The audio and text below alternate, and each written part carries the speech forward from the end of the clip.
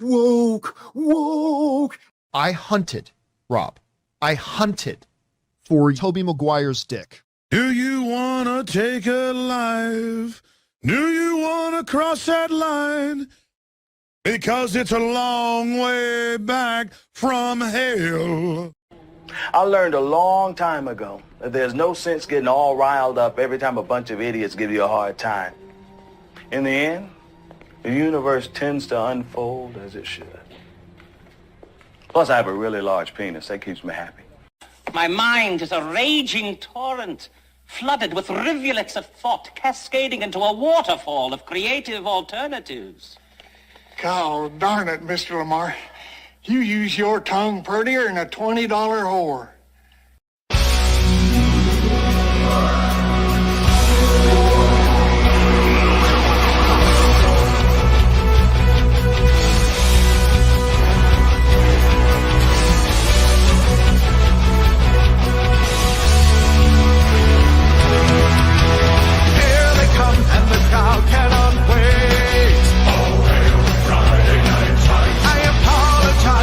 Probably late. Oh, Friday night time. Radical light and highly organized. It's Friday night times, Friday night times. If you're still not offended tonight. Oh, Friday night times. Rest assured that the chances are high.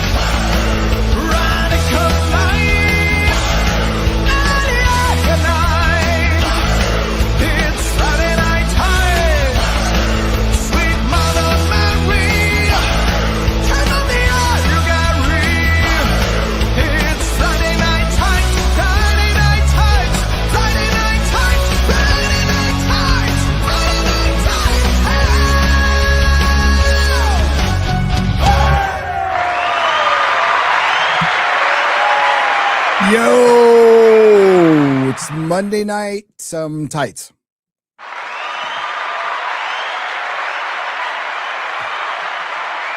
Monday night whites. That's it.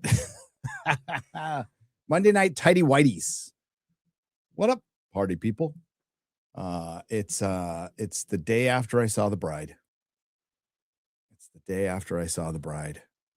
Holy shit.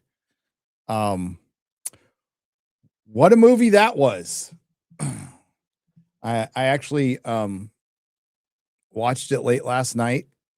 Well, I'll tell you the whole story in a minute. Let's say hi to people first and take care of some business. But I saw the bride. I think it will meet your lowered expectations. But I have more to say about it. Because, I mean, is it the worst movie of the year? Well, the year ain't over yet. I'd say pump the brakes on that one. Okay. But first we say hello to Yarrow Fresh. Yarrow Fresh is in the chat. What up, buddy? See you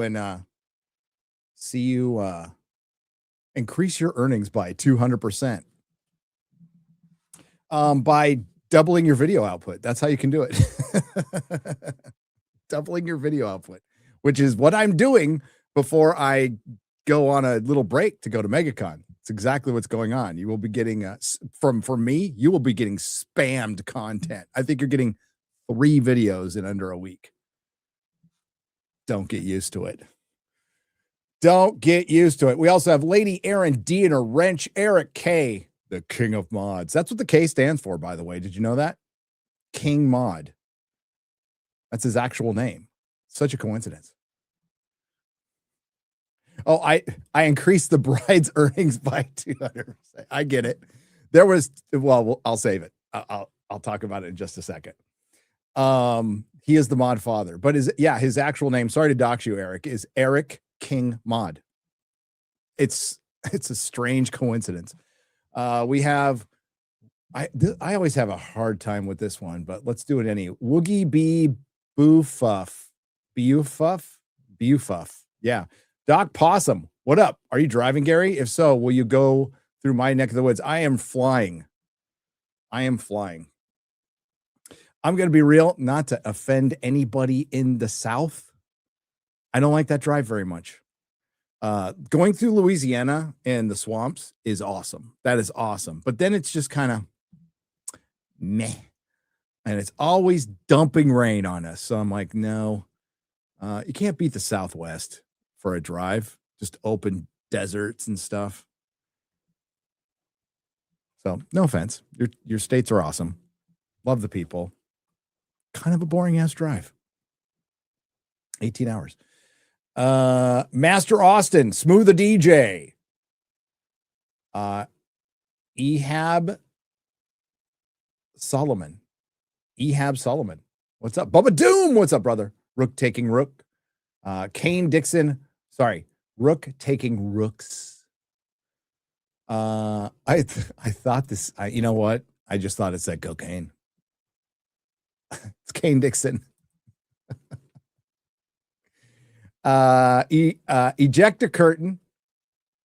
What's up? VJ the Vigilant. Buffalo Blue Bear. Fatty 1977. Josh Cass. That 70s rock fan. What's up, brother?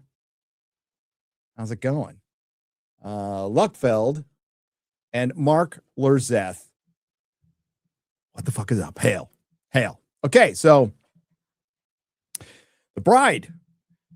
I recorded a video today. Garrett's working on it, slaving away. By the way, when you see Garrett, he's going to look like somebody's been to Auschwitz. He's going to weigh 80 pounds because he hasn't eaten in 2 months. Yeah, I've been brutalizing him. And it's fun. No, I've been brutalizing him. Be sure to give him a hearty handshake when you see him at MegaCon. MegaCon's coming up. What's up, Nyla Shadow? MegaCon is coming up. We have a panel Saturday at 10:15. X-Ray Girl, 10:15, I think. 10:15. 10:15 in the morning with me, Drinker, Eric July, and stuff. We still have some things to work out. And, well, what can I say about MegaCon? I think I'll keep my mouth shut until after the event. I think I'll do that. That's going to be difficult. But I don't know. All I'll say is I have dealt with cons on being an attendee, being a guest artist, being a comics pro, being a retailer, being a guest on many levels for many decades now. And you could tell when a con starts feeling a little full of itself. When they're like, and they have every right to. They're the number one con. They are the most attended con in America. It's not San Diego anymore. No, San Diego actually fallen behind New York Comic Con. Partially because, well, no, only because the fire chief at San Diego in California basically capped the tickets. So Comic-Con is still the most difficult to get into.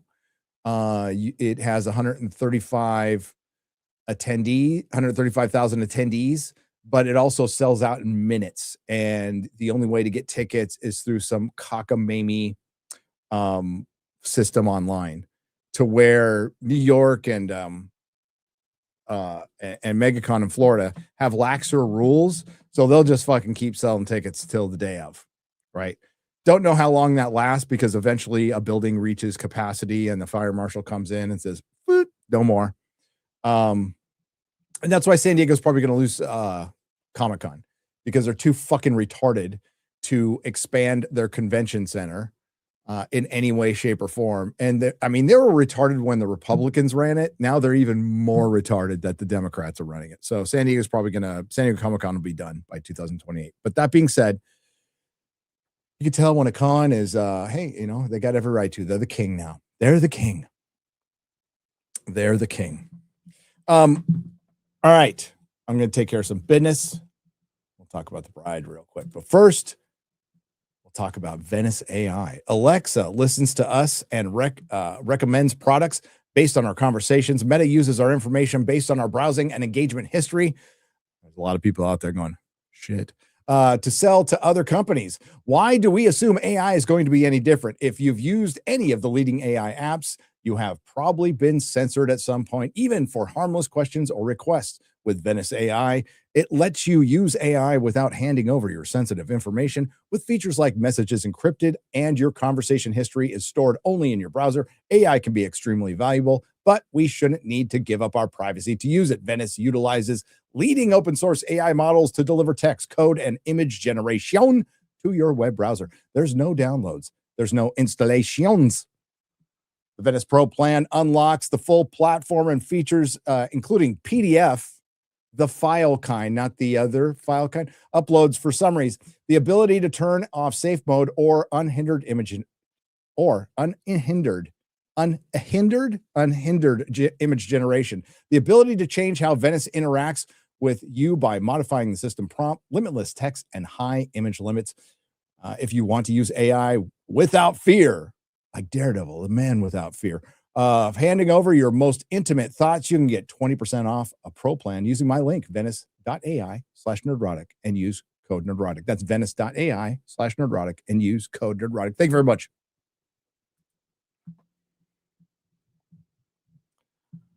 Hail the fellowship. Hail the fellowship. So, my wife's birthday was yesterday, and we went out to dinner. We went out to a movie. I suggested The Bride because I know she was kind of interested in it before because it looks kind of punk rock. And when I first saw the trailer, I'm like, oh, you know, it might be fine. I had no idea who was directing it, what was behind it. I'm just like, oh, it looks like a Sid and Nancy Frankenstein monster in The Bride. That's kind of a cool idea. Well, tried to talk her out of it. I'm like, it's getting pretty terrible reviews, and people are walking out apparently, and it's gonna bomb. And nope, she's like, nope, I've seen a bunch of stuff that people hate that I like, which is true. Okay, which is true. So we watched it last night, and with 10 minutes to go, power goes out. It was storming here yesterday, completely storming. Power goes out. And I told that story online. I'm like, why couldn't that have happened 2 hours earlier? But I ended up watching the rest. We ended up watching the rest. Not in the theater. Fuck no. And they really didn't what the theater offered, and I guess this is fair, is a ticket to that movie again. And I'm like, we're good. We're good. I'm okay. Thank you. Thank you. Now, my wife doesn't think it was that bad, but my wife is also a former hairdresser and artist, painter, you know, like, so, and I can understand that this movie was not made for me because I'm not a Hollywood feminist Nepo baby. But if you like modern art, like my wife does, maybe, but it's shit. It's incoherent shit. And the feminist messaging is dialed up to 1,000. It's in every pore of the film. So I'll talk about it in my review, but it's just, that's all it is. It only exists to basically say, men, you need to step aside. Step aside, men. It's time for the women to be in charge. And the most hilarious thing is that a movie with that message had a woman in charge. You were given everything you wanted, and you lost $100 million and set women directing back decades in Hollywood. So congratulations.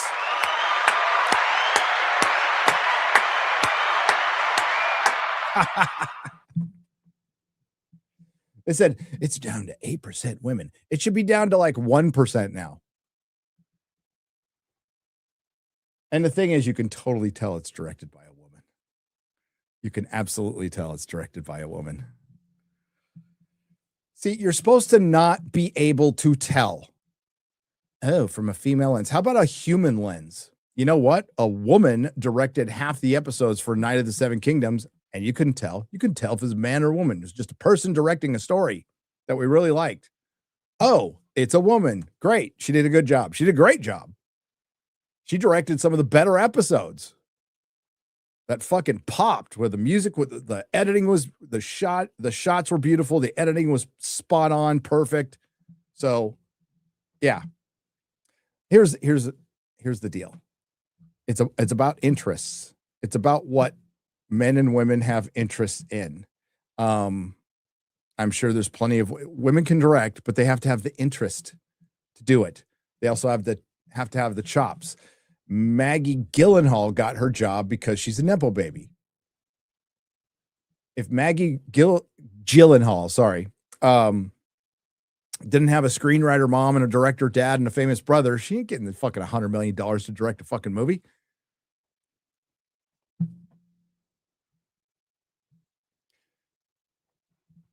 And Warner Brothers repeated the success of Mickey 17 in the same month. And it's also the same people who approved Joker Folie à Deux. And I noticed that a lot of people who like that movie like this one. The media literacy crowd, guys. Let's cut the shit. If you use the word media literacy unironically, just walk around with a shirt that says, I'm retarded. It really just makes things easier. It really made things easier. But yeah, women, if you're not getting any directing jobs, you can blame Maggie Gyllenhaal. Maggie Gyllenhaal, because that was and wasting Christian Bale, Annette Bening playing another fucking scientist. Ugh, come on, give me a break. Yeah, I'll save for the rest for my review. It tried to be so many things and was none of those things. Was none of those things. Yeah, it's Warren Beatty's wife, who was supposed to play. Annette Bening was supposed to play Catwoman, right? Before Michelle Pfeiffer. I'm trying to remember back. And she got hurt or didn't take the role or got pregnant. I used to know the story. I barely know it now.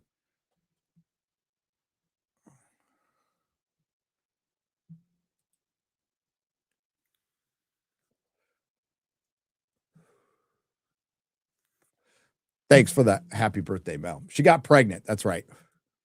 She got pregnant.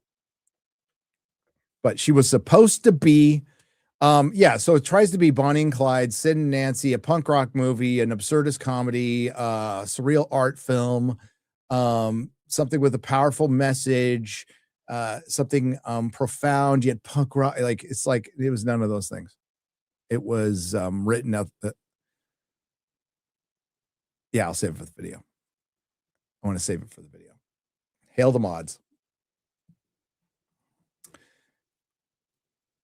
It was pretty gay.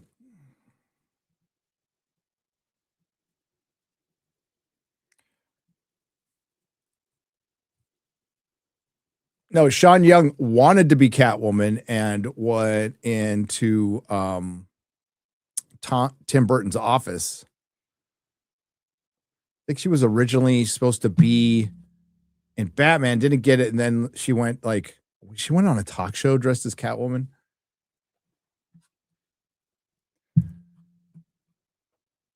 But I distinctly remember the casting of Annette Bening as Catwoman. Yeah, she was supposed to be Vicky Vale and then lost out. What's up, Chris Gore? You in the chat? Hey.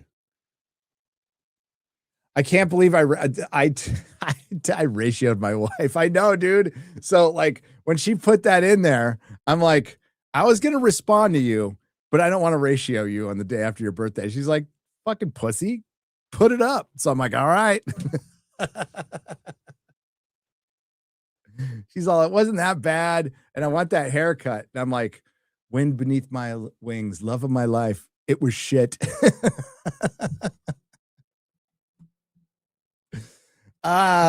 Dude, life on the internet. What'd you get your wife for your birthday? I ratioed her on Twitter. It's not really fair. Wasn't fair at all. Wasn't fair at all. Let's see what we've got.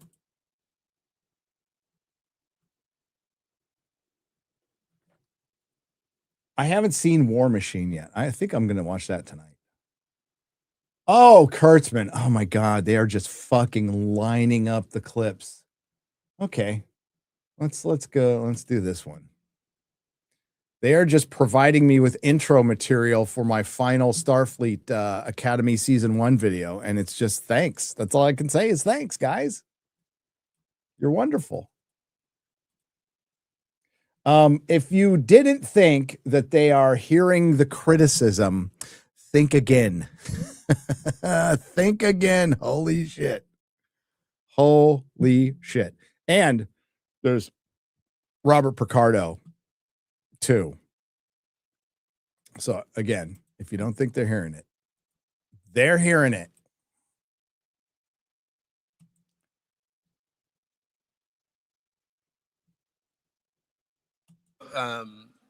Gene Roddenberry had this shit. Hang on. It's not coming through. I have it coming through my speakers. Got to make sure you can hear it. There we go. That's helpful. Very helpful.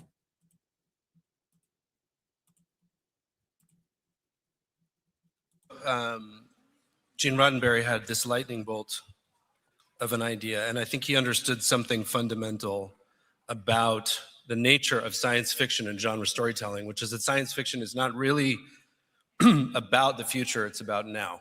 It is the prism through which we, the looking glass, the magnifying glass through which we examine ourselves. Yes and no. It also requires a certain amount of intelligence to come from that angle and think you are qualified to dissect and comment on the now when you have a room temperature IQ and the creative ability of bacteria.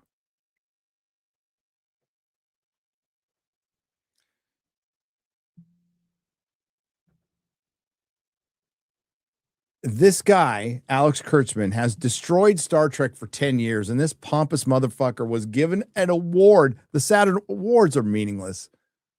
Awards are fucking meaningless. This guy collecting some achievement award at the Saturn Awards taints everybody who's ever gotten that award.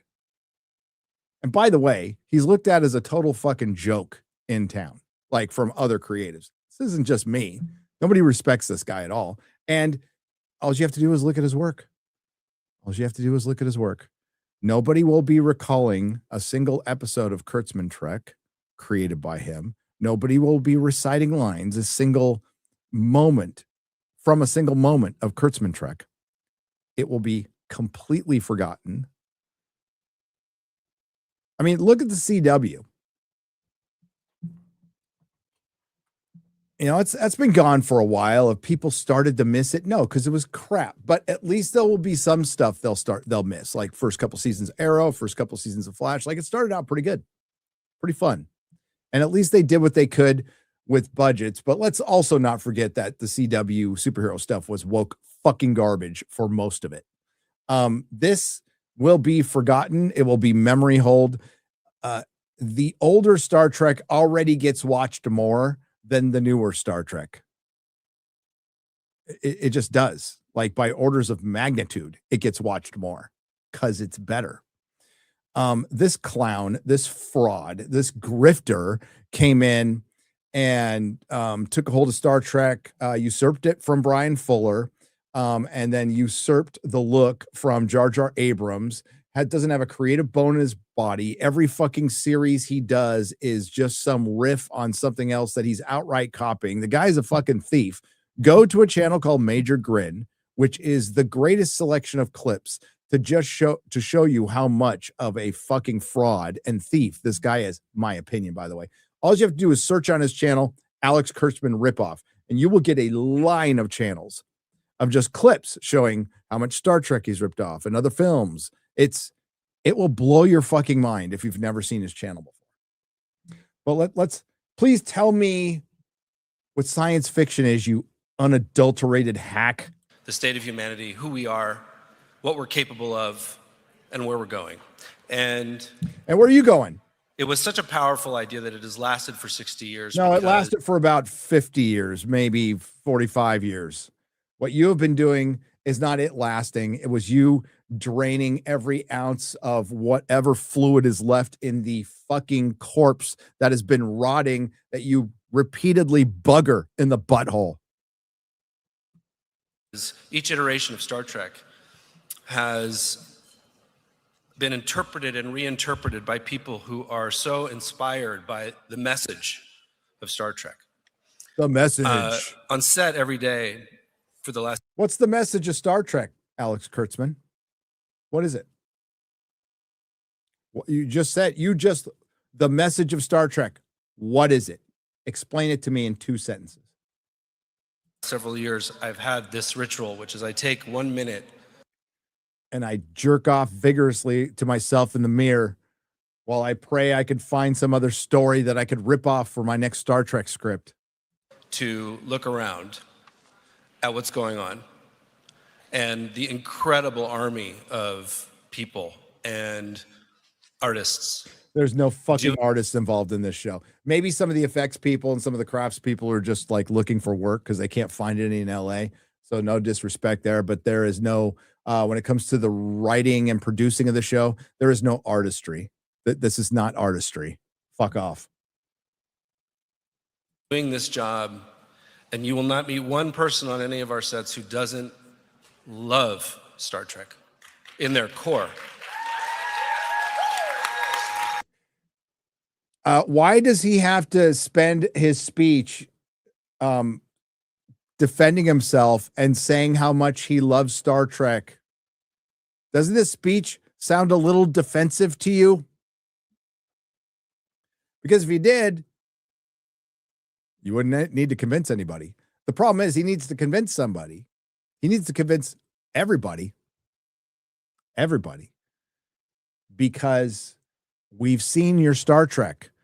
And I am not convinced you love it because you keep trying to make it something else every fucking time. Harry Potter Star Trek, Marvel Star Trek, Star Wars Star Trek.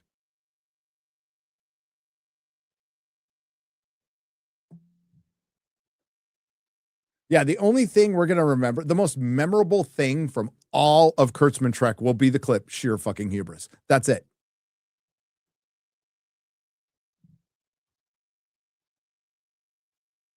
I doubt anybody could name me from Picard season 1 and 2. I doubt anybody could name me a scene or a line from those first 2 seasons, but everybody can recite sheer fucking hubris. And you want to know why? Because it was in everybody's videos.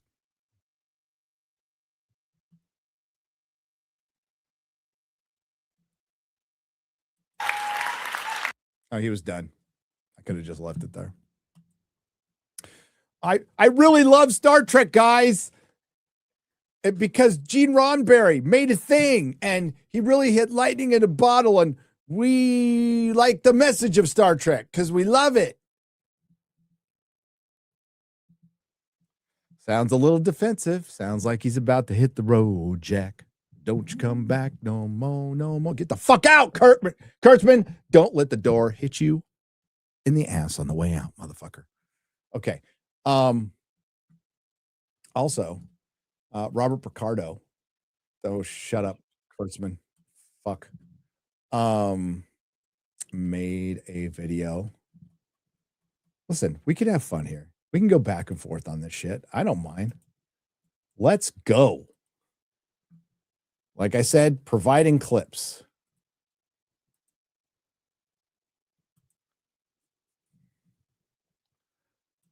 They're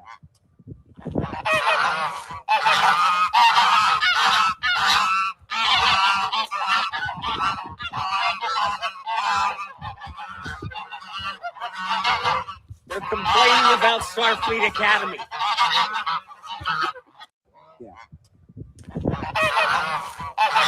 Speaking of ratio, I said this is more entertaining than Starfleet Academy, and it'll get more views. Thanks for the clips.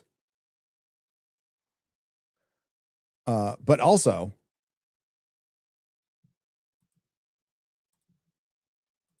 I have exclusive footage in response. I have exclusive footage.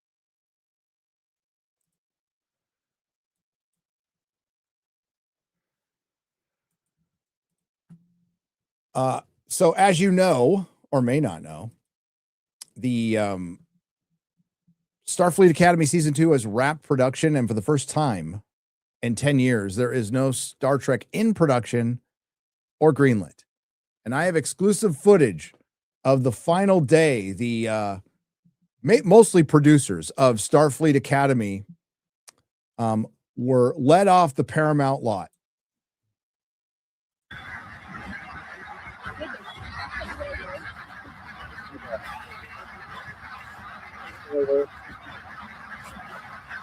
Version well done.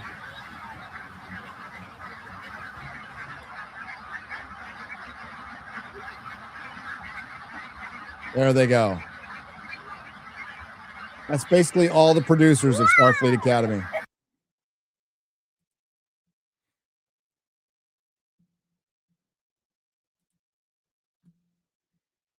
I ratioed them on that too.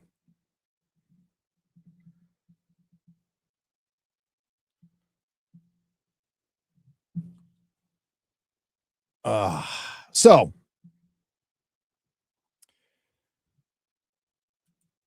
final episode airs, I think comes out at midnight Central. 11 or midnight Central tomorrow. God, one more day. And I have to double up on this one though. So Wednesday. So I have to start recording tomorrow. And I got to record most of the week. But it'll be the last one. And hey, at least I've got an intro now. I've got a couple of intros.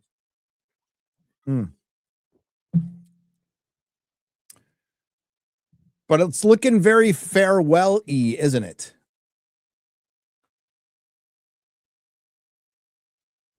Oh, Reacher will be released later this year. It's late. Reacher is late, X-Ray Girl. It should have been out already. So is Clarkson's Farm. A couple shows that should have been out. Couple shows that should have been out.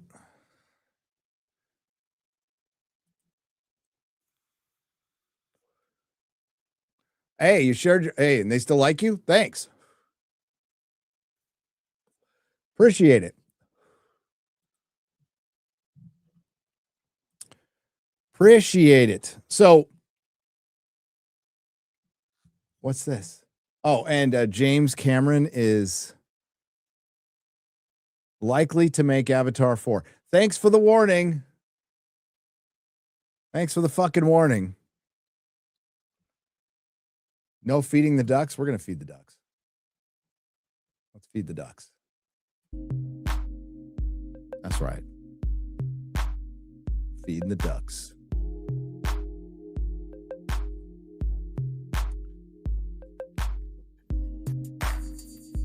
One Piece comes out tomorrow. We have One Piece tomorrow. Actually, probably late tonight, like 3 a.m. my time, which I'm not staying up late to see it. What I will probably do is do a watch party before or after Real BBC. We'll have to see. I'll let you know.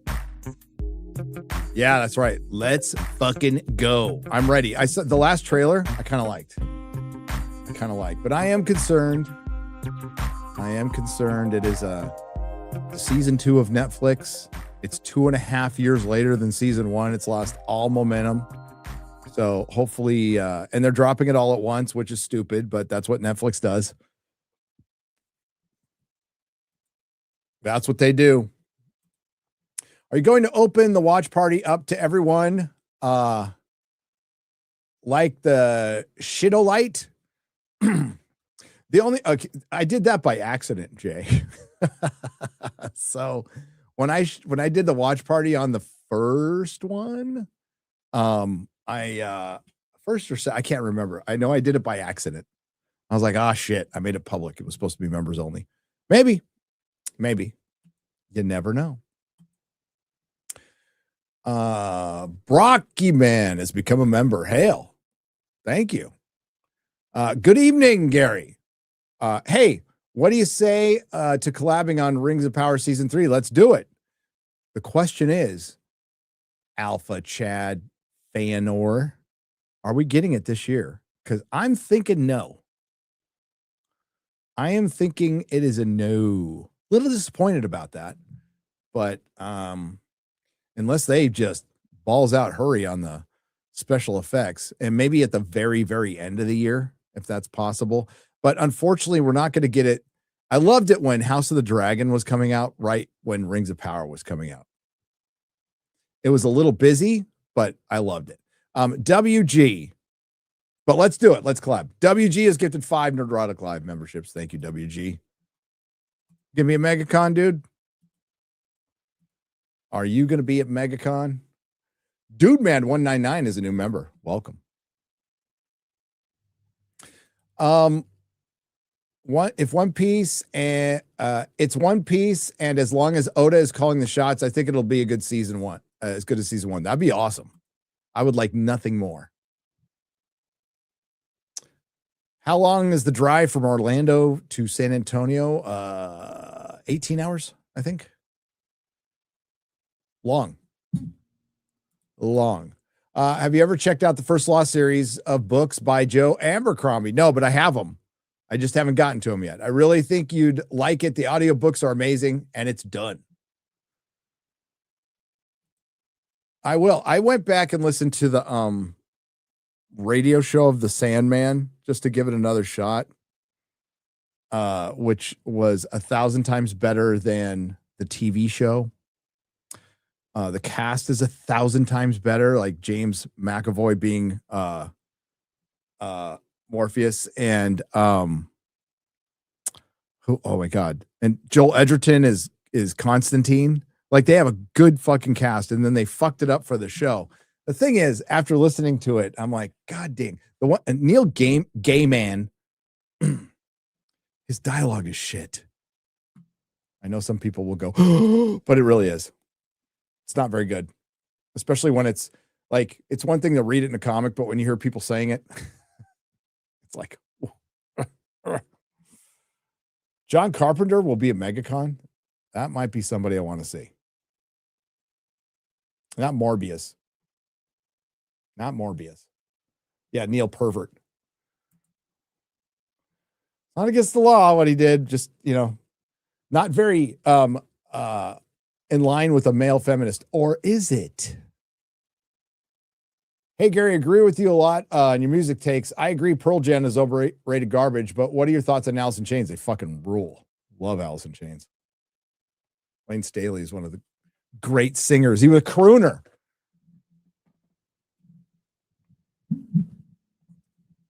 Oh, Joss Whedon's better at dialogue than Neil Gaiman, like by 1,000 times. People mimicking Joss Whedon is horrible, is utterly horrible. Yes, the Hobbits are going to be there. Carl Urban's going to be there. Yeah.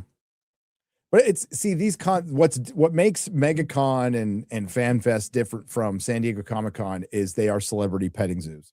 And Comic-Con is just Comic-Con.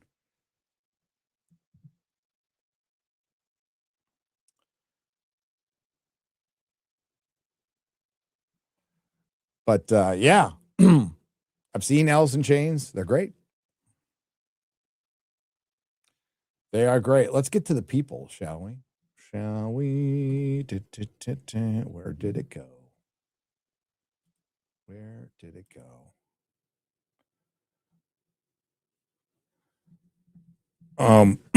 As far as Firefly talk, I'm saving that for Mahler and Az tomorrow. We're going to talk about it a lot tomorrow. We're going to discuss the Firefly, which it kind of looks like a reboot. That's what it looks like it's going to be. I know some people said animated series. I mean, maybe. I still think that would be a disappointment with all the fucking shit that he's done. Like, if he wants to break the internet, he walks up to Joss Whedon's door, Nathan Fillion.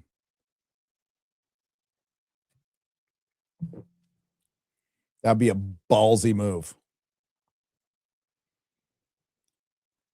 But even with that, like even getting Joss Whedon back, I still think that's your best chance to have a successful series, but I think it would be at best 50-50. Even if you got Joss Whedon and Tim Minear back to do it.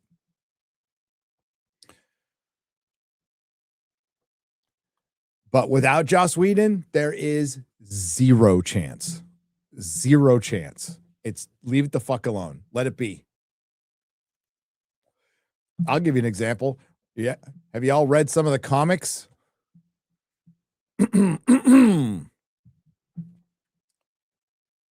Particularly Books Origin. Fuck, I hated that. I hated that with a passion. Hated it. Hated it. Give Firefly to Kurtzman. How dare you? How dare you say that? How dare you, sir? Bring that language. Mr. T will be at MegaCon. Everybody's going to be at MegaCon.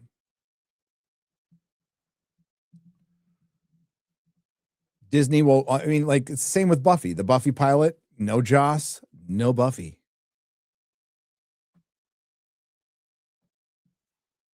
Give Fargate to Kurtzman. I should ban you for saying that. Serenity is a masterpiece. And I'd probably watch it tonight if I wasn't going to watch War Machine. Enough people have said like War Machine's pretty decent. So I'm going to check it out. All right. We're going to be doing some squaring up. Give Fargate to Joss. Now we're talking.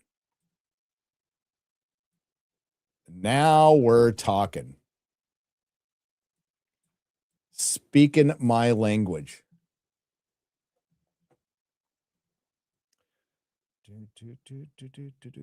Yeah, so I saw the Bride last night, and I'm like, well, hell, if I sat through that, I'm gonna. So I told the Garrett and Perry, I'm like, I'm gonna see because my power was out and the internet was out. The internet was out most of the day, so I was like, well, shit, I'll just record a video. So I did, got it done in a reasonable amount of time for me, and we'll see how it turns out. But I'm like, if I'm going to see it, I wrote a wall of text last night on X. I'm like, what am I doing? Save for a video. So it basically was my script for a video. I think Disbrew did a review. And I know Drinker did. I haven't watched Drinkers yet. But I'll watch it once mine's done. And is it going to be the worst movie of the year, though? I'd say wait. I think it'll make a like worst top 5 worst for sure. Like for sure. Like it would be hard to beat it for our end of the year top 5 Hollywood disasters. I think it's earned its place already. And so is Starfleet Academy, by the way. So we already have 2 of the 5. We're running out of spots. Might have to make it top 10 this year.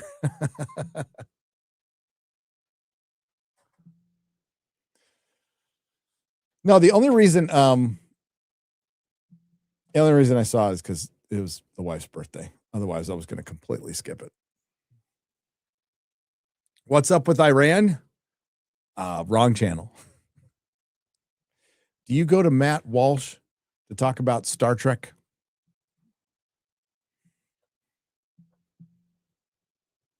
You might. I don't know. It's okay. It's no. I know some bombs are falling. I honestly haven't looked at the news in 2 days. So All I know is when I look outside, it's kind of quiet. It's kind of nice. The rain's lightly falling. Birds are chirping. Pretty peaceful.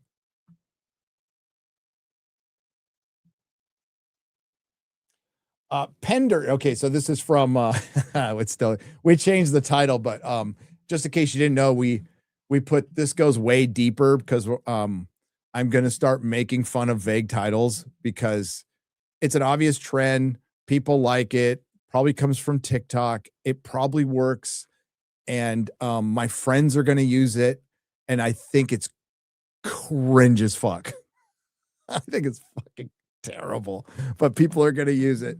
So if I ever do, no, it is firmly tongue in cheek if I ever use one. And if that means I'm just getting too old for the internet, okay. Because I am not going to use fucking vague titles. You won't believe what they just said. That's wild. This goes way deeper.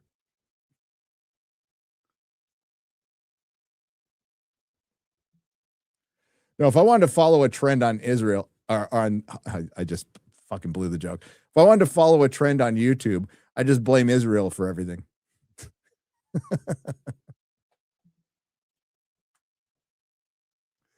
That's what I do.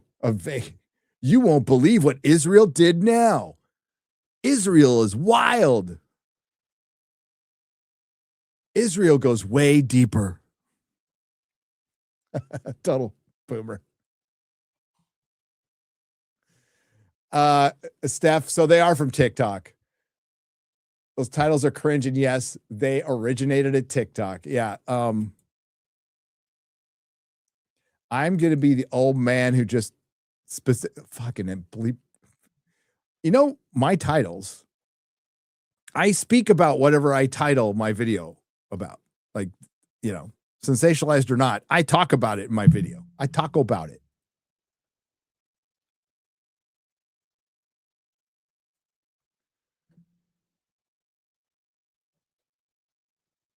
Oh God. So yeah, we did This Goes Way, which we just ripped off an Asmongold title for that day.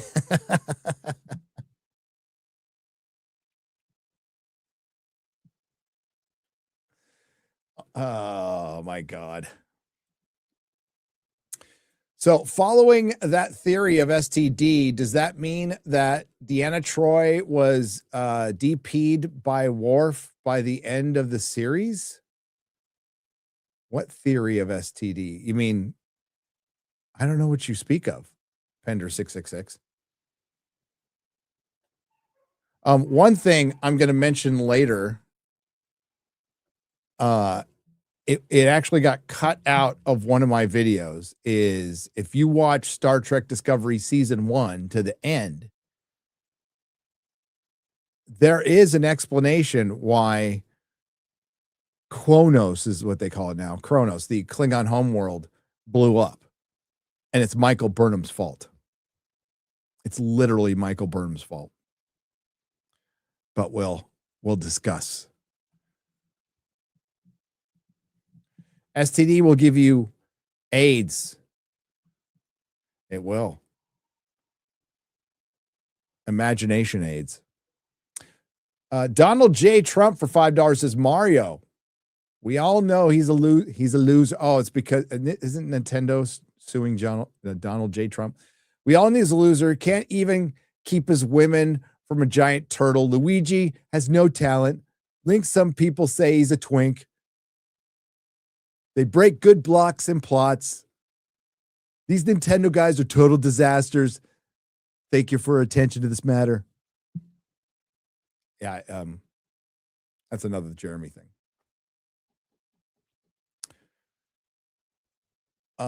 Also, did you know in 1,000 years the Vulcans are not called the Vulcans anymore? They're like the Navarre. They're not called the Vulcans anymore. I don't even know what's behind that.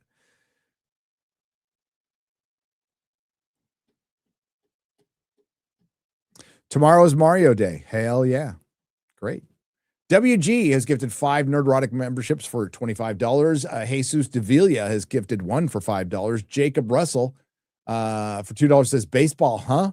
Oh my God, the baseball classic, the World Baseball Classic is in what? Starts in a few days, right? Worf and Troy did hook up. Why? One of the co-founders of Me Too was convicted. Yes, Nick Tomato, one of the co-founders of Me Too was convicted. Mark Hancock, thank you for the $10 donation. Matthew Faxin for $10 says, I haven't tuned in a while, but I noticed Savvy is here, and she's kind of like a tractor beam for me, and I just can't stay away. There you go. Sip. The Trash Ass Gamer for $10. Hail all.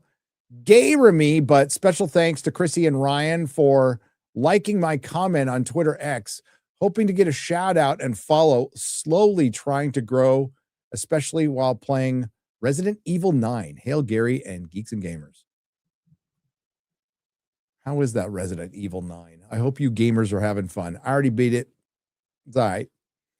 The Trash Ass Gamer for $2. Oh, also, this is my first super chat. Once more, hail to everyone. There you go. JS for $5. The Black Knight of the Seven Kingdoms casting is one of the most base things I've ever seen. It could be because Sir Bennis of the Brown Shield symbolizes a human piece of shit.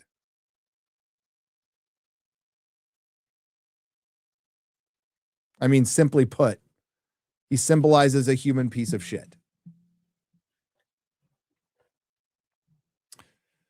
Viking Hyundai for $10 says, can we just shut the fuck up about AI like we did with 3D TVs, solar panels, 3D printing, EV cars, Google Glass, Segway, blockchain, the metaverse, NFTs, and no-code platforms? Cycle comes and go. Did people shut up about any of those things, though? Part of the cycle, Viking, is talking about it. And then we eventually shut up. But solar panels, I don't remember. 3D TVs, nobody really bitched. I thought it was cool. Google Glasses, everybody thought was gay. Segways, overhyped, gay. NFTs were fucking cringe, and people did bitch about those, like all the time. Everybody bitches about them. But I would equate NFTs to AI. AI is completely different. Now, I think you're specifically talking about like AI videos and shit like that, but we're talking about AI as a whole. That would be like, would you quit bitching about the internet? Because that's what AI is. That's how much things. Now, AI is probably going to do what the internet did, get all these investors, blow up, and be completely overblown and overhyped and overpromised on what it can do, fall apart, reorganize, and then take everything over.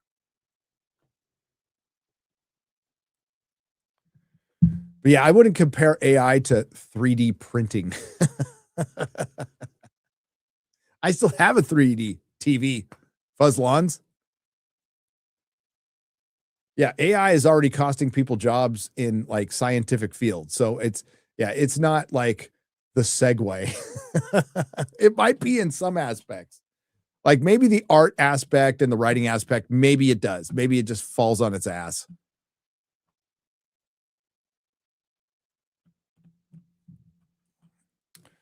The Wee Man says Ken Hagen for $10. Thank you. Nick Tomato for 5 Chilean pesos. Imagine there is a lady who is independent, working, picking herself up by her boots, and a bunch of women want to kick her out. Why? Oh, it says independent. That's how you say it.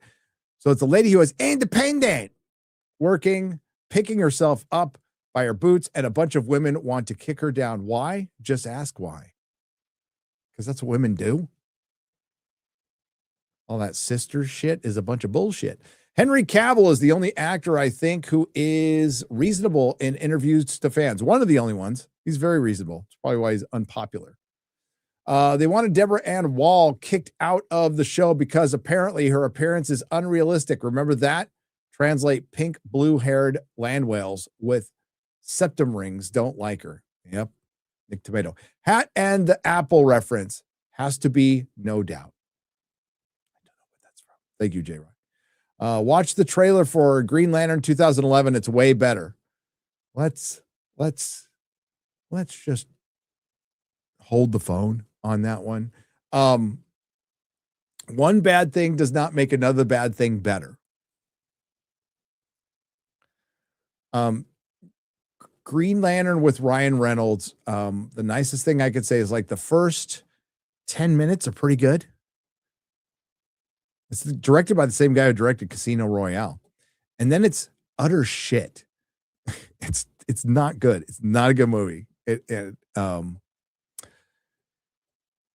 But it'll probably be more Green Lantern than the series. That's for sure. That's for sure. Thank you, Jake Taman. DEFCON Prime and Power Pets for $2. Black Hollywood wants to Dr. Manhattan to Davidson. To Davidson. Two wrongs don't make a white. That's right. Chat. There are only 3 lantern colors, green, yellow, and red. Everything else is bad fan fiction.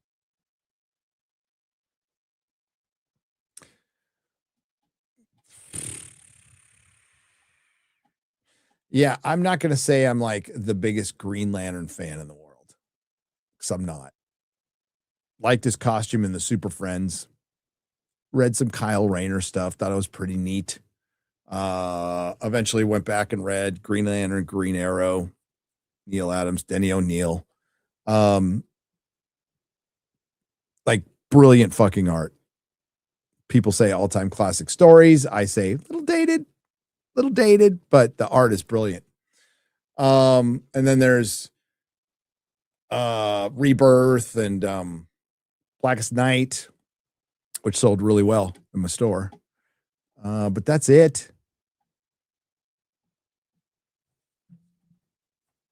It was pretty obligatory for me to read the books when I worked at the store to like know what was going on. And then but it's not anything I like took home. It's not anything I ever took home. But if you're gonna do Green Lantern, especially when it's your first like real crack at it since the movie, and you want to outdo it by not doing Green Lantern, how about we make Green Lantern, but take away the green? How about we do Superman, but have him not fly? By the way, that was put out there by John Peters. It's the same thing. It's too stupid. It's too silly. If that's your attitude, then don't make it.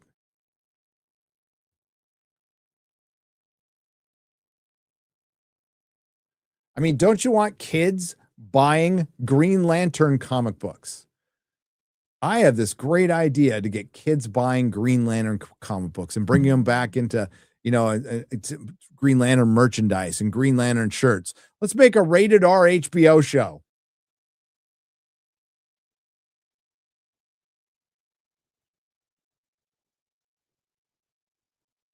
That makes sense. Hey, it's a great follow-up to that Kid Adventure Superman? A rated R HBO show with bisexual orgies. Gather the family. It's not the same. They're only slightly connected, except for the part where you find out Lex Luthor isn't in fucking jail anymore. Kind of important.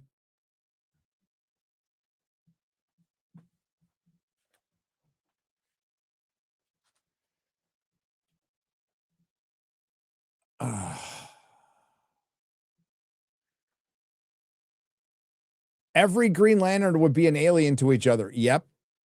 Including Chip. They're probably dealing with intergang space mob. Maybe. I think there's some Ryan. The reason it's called Lanterns is because they're going to cover every color of the spectrum. I still think you call it Green Lantern Corps. I think that's a fucking cope. I think it's fucking bullshit. I think they dropped the green because they thought it was silly, just like they dropped the green from Arrow because they thought it was silly.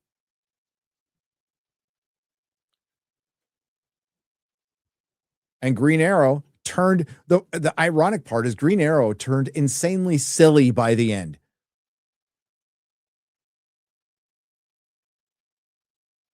They can't write like that anymore, Savvy. You mean good? Yes, you're right, Aaron Neal. I think a lot of people will appreciate the OG Green Lantern movie compared to the James Gunn slop. Dare I say, even that suit looks better than this one. Also, Ryan has a large melon head. That is just mean. Larry Darrell, 2 parts for $20, says, so you're telling me that my two favorite Marvel heroes from the 2000s that had zero chance of being in a film together now have certainty of being in a film together? Fuck yeah. Now you're telling me my 2 favorite Marvel heroes that had no chance of being in a film together will now be in a film together? And one will kill the other and then himself? Motherfucker. Never mind. And that is concerning the Doomsday spoilers where Tobey Maguire meets Hugh Jackman's Wolverine and they both die. They both die. That's how they're starting the movie. Come on, little Tommy. Come on, little Jeffrey. Come on, little Sally. Get in the car. We're going to do this thing called go to the movie theater. Movie theater? What's that, Dad? It's a big place with seats where we watch a movie. Why can't we do that here? Because it's bigger and the bathrooms are dirtier and the sound is better and your seat will vibrate, little Tommy. Plus, I'll shove your face full of candy that costs $150 after we pay $50 for parking. And you're going to go see Daddy's favorite, Tobey Maguire Spider-Man and Hugh Jackman as Wolverine. Remember those movies I showed you? Yeah. They're going to die. Come on, kids. Am I selling the theater experience? Let me sell you the fucking theater experience. I have a pretty nice theater, and I don't want to see them go away. And the kids who work there are really nice. I really love that this theater hires special needs kids to take tickets and adults. I think that's fucking awesome. So that's why I support them. But God damn it. You go in the toilet, right? And listen, I piss in the stalls. I don't piss at a urinal when I get a chance. I piss in the stall. I want to be left alone. I don't want to be like up. So if it's an empty bathroom, I go in the stall, I go in this stall and it's like Vesuvius. It's like the poop Vesuvius. I'm like, what are we doing here? And you know what? You can't really blame the kids at the theater. You blame the dude who, like, I don't know, man. Like, we've all had those moments in life from after too many tacos, but Jesus Christ, do that shit at home.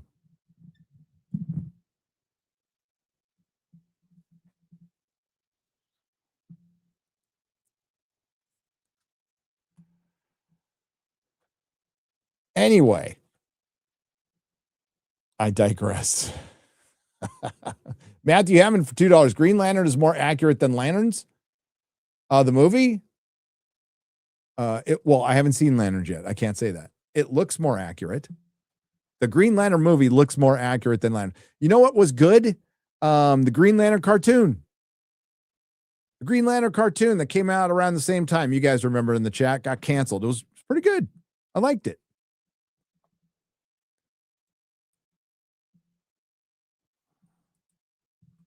I liked it.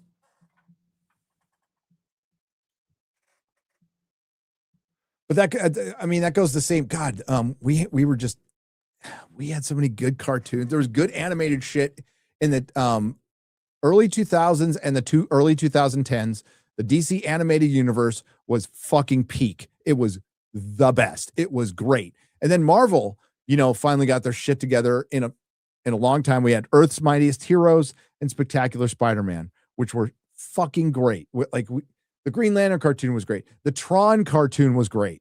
Like, we had some good shit in the early 2000s. Wasn't there? There was the good Teenage Mutant Ninja Turtles cartoon. There was Thundercats was fucking great. Yeah, there was a bunch of shit that was, and then it went to hell. X-Men Unlimited was pretty good. I liked it. Young Justice, first 2 seasons, fucking brilliant. The original, like, Teen Titans, not the Teen Titans Go pedo cartoon.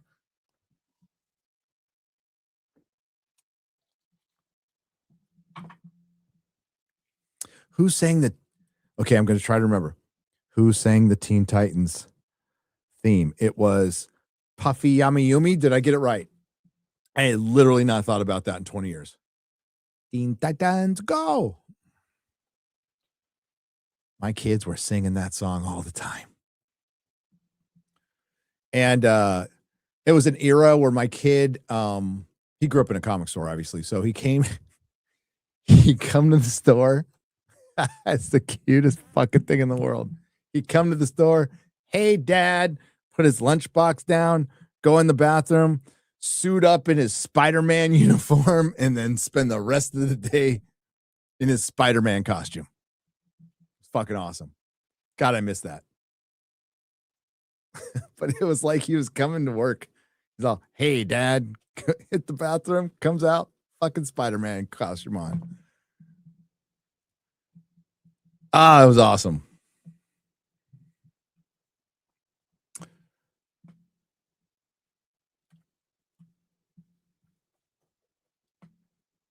So when's the part of the lanterns where he gets tomorrow's newspaper and tries to prevent horrible tragedies before that happens to John Wayne for $5?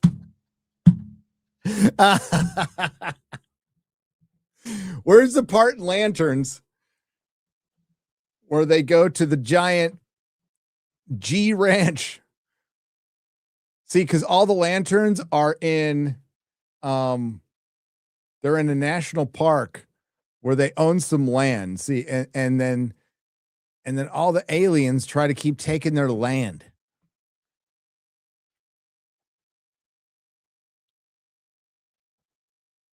And when they say we're going to take them to the space station, you know what that means.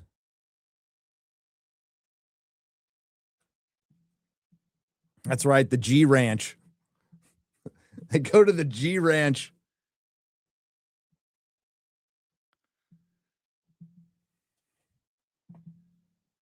Anybody gets out of the line goes to the space station.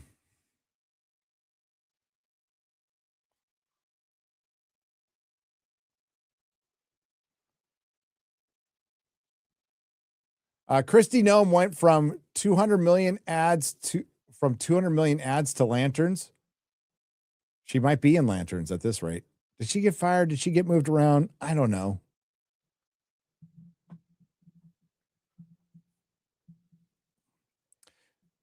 She should have stayed governor of South Dakota. She'd have been fine. Some people are just promoted beyond their ability. That's what my guess is. Is Hal going to do James Gunn's wife too? Of course.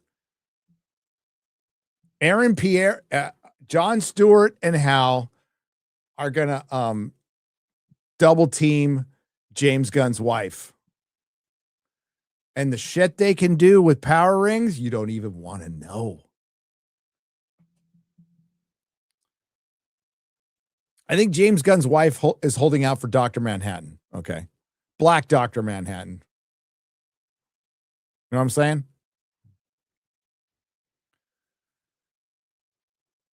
Lady Lazarus for $5 says, Jeremy, my husband and I ordered Culver's. No pork chop sandwiches were ordered. Hashtag Butterburger. What's wrong with the pork? I thought Culver's was this perfect restaurant. What's wrong with the pork chop sandwich?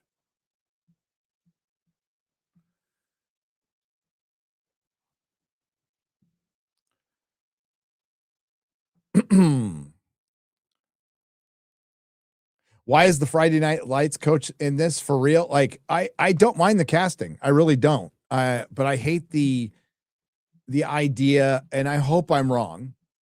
This is just a rumor. Take it with a salt mine, but it looks like Hal Jordan's going to like die at the end, and Jon Stewart takes over. So they introduce Hal Jordan.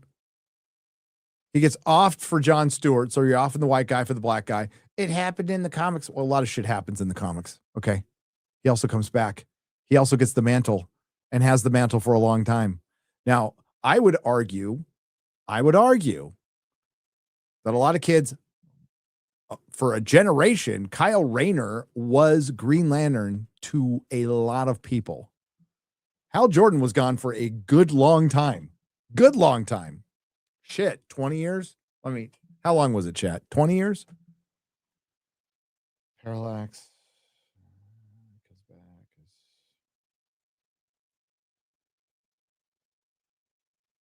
Yeah, like 20 years. Was it? No, it wasn't 10. Was it 20? 10? 12 years.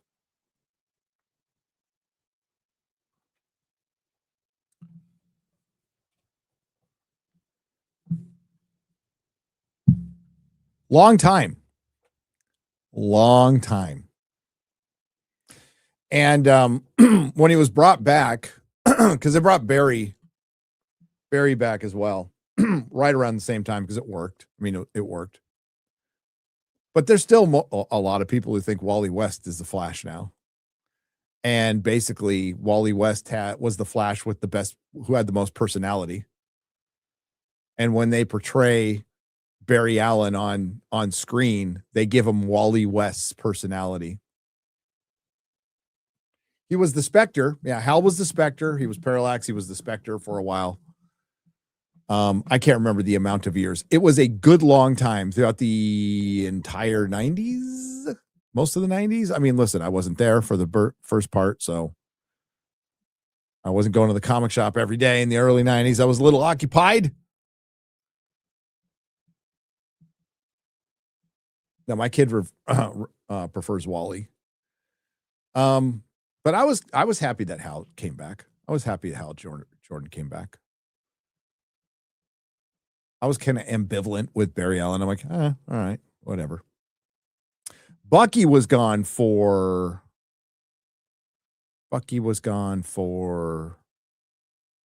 almost a half century. Yeah.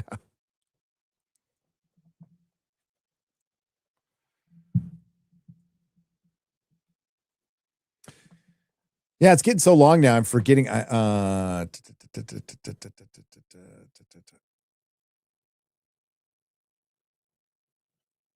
Trying to think back. Was that it was 2008, 9?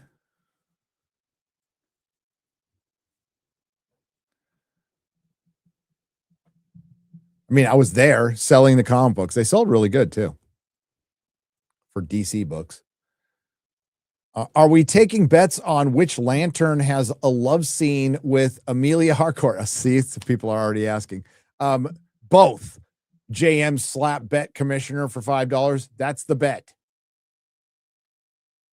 Dark Hero Fan for $2 says, where will the Eternals for Doomsday?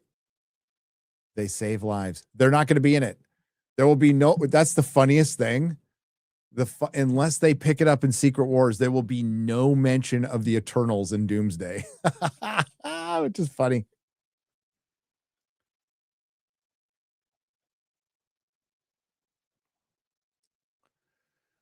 Prediction Green Lantern Rebirth's really good.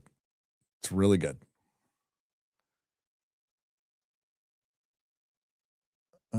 Prediction time. I think Avengers Doomsday will be delayed to May of 2027 and Secret Wars to May of 2028. If they're going to delay, TJ Jordan, it's not a bad prediction because yours truly and others have been saying since Jump Street that this gets delayed. If they're going to delay it, they have to do it by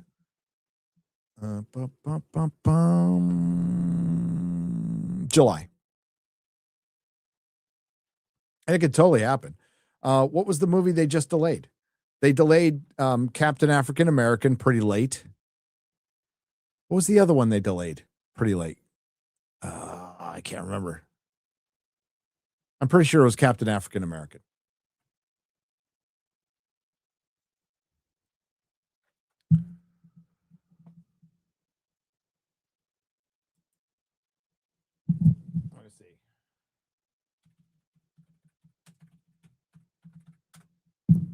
Because I think Thunderbolts came out on time.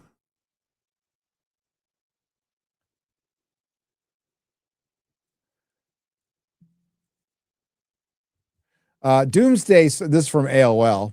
It's still around. Doomsday Star says the MC Doomsday won't be a cameo fest. That is some horse shit. That is some horse shit. Okay, so but your TJ Jordan, I think you're okay on that prediction. I think we'll know by summer.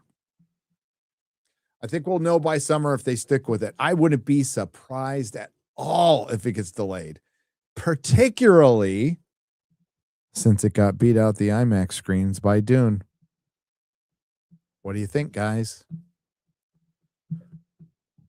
Listen, this movie's going to be big anyway. So why not delay it to April? Not May, April. April.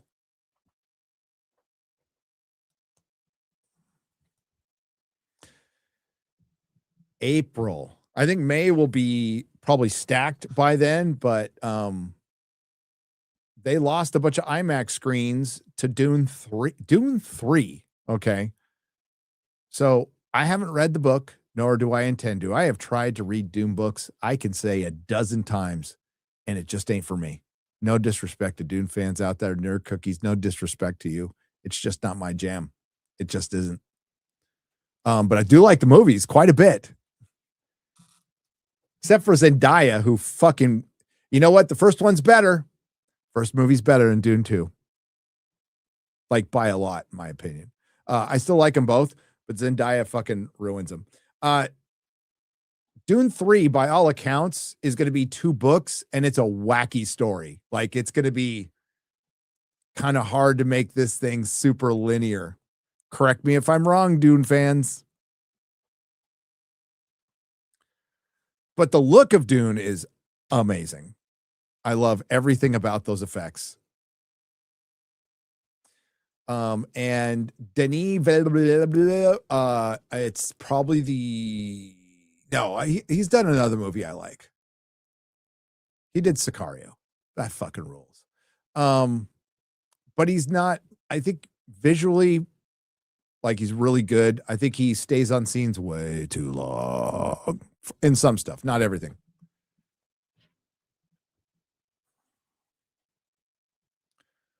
I don't think he's the right guy for Bond. I do not think he's the right guy for Bond. I don't see any. I think Sam Mendes is a better director for Bond than he does. And I didn't think Sam Mendes was the right director for Bond. You know who's the right director for Bond? Guy fucking Ritchie. And despite his last shitty movie, Matthew Vaughn. I don't want some, he's French, right? Villeneuve. I don't need some Frenchie doing Bond. I need a Brit doing Bond. I need an Englishman doing Bond. I need Bond to be fun again. But he'll probably be a black transvestite, so what the fuck do I know? Eudite for $5 says, not doing a movie that was actually called Barbenheimer in the old Axel Braun style was a missed opportunity. Axel Braun retired, he would have done it. I think Axel Braun just went straight. Well, I mean,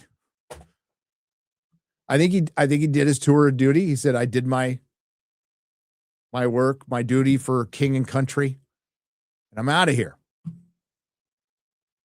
I can imagine you probably get tired of directing porn. When you're directing so much porn, you're like, hey, Bob. Hey, Sam. Punching in the time card. It's one of my favorite cartoons, by the way.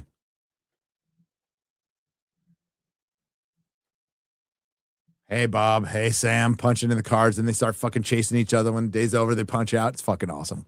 It's great. But yeah, when you get to the point where it's like, there's porn and there's like 2 hot women doing like practically illegal things to each other, and you're all, oh, gonna catch the game later. You know, it's like,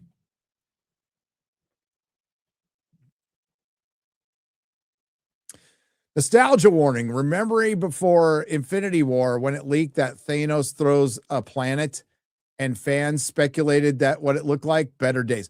Much better days. When there's theory crafting, the sign of a healthy franchise is theory crafting. Period. It is positive memes and theory crafting. What did you get with the Night of the Seven Kingdoms? You got people reignited in their interest in the Song of Ice and Fire. That's probably a rabbit hole you don't want to go on, but you also got a lot of positive memes. You know what is the sign of a fan base not connecting or being completely unhealthy? Trying to convince each other that the film was good or not. Trying to convince each other that the film was a flop or wasn't a flop. Whatever side you take on the argument. Now I take the side that it underperformed. Like Superman. It's not a healthy fandom. There wasn't any positive memes. There wasn't a ton of positive clips. It was just a bunch of fighting of whether it was good or not.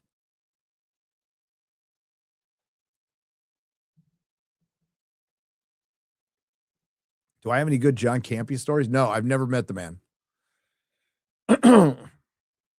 I mean, I've heard things, but it's not for me to say. It's not for me to say. He's Canadian. He's got enough trouble in his life.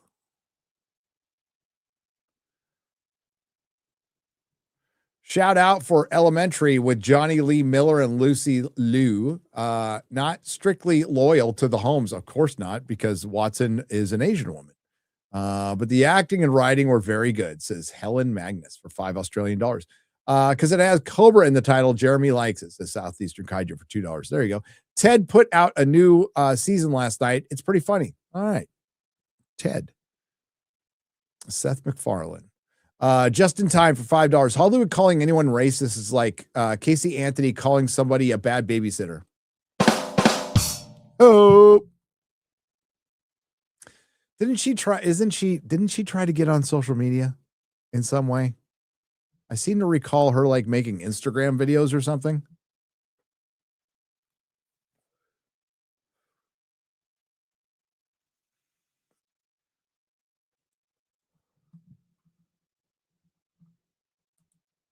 I mean, she fucking did it, in my opinion. She totally did it. The Orville should have a spinoff. He should just finish the Orville.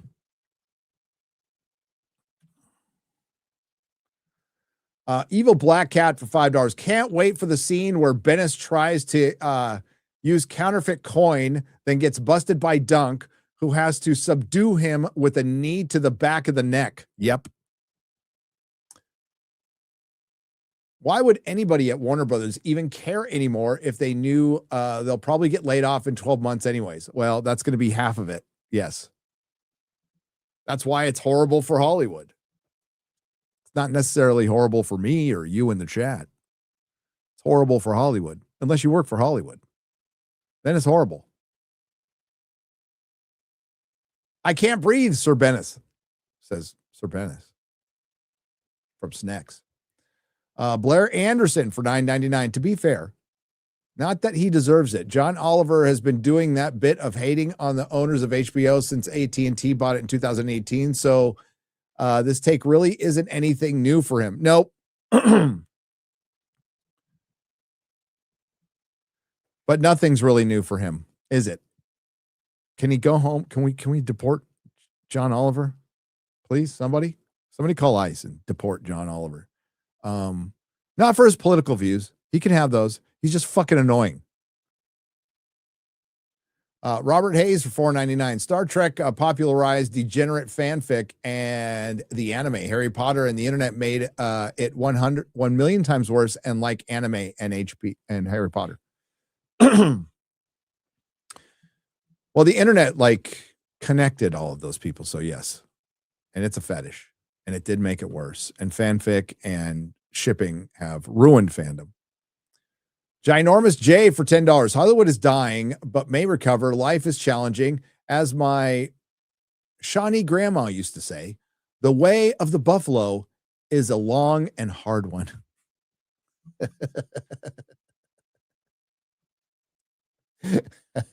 Cornish man in America for $5.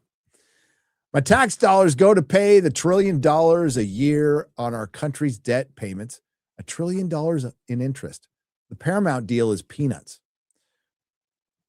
Well, yeah, but like we're not paying for Paramount. Well, we are subsidized. Actually, you want to get really mad? In a way, we are subsidizing companies like Paramount and Disney.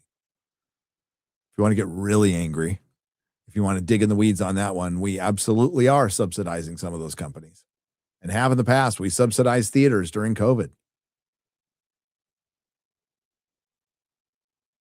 Planet exploring chocolate holes. By the way, Metalis got kicked out for embarrassing Alex. 100%. You don't know how right you are.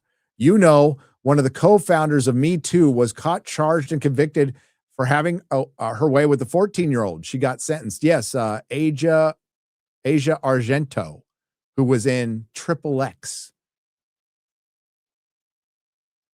Also was dating Anthony Bourdain prior to him offing himself. Now, I'm not going to totally blame her for him offing himself. He was a bipolar, manic depressive dude.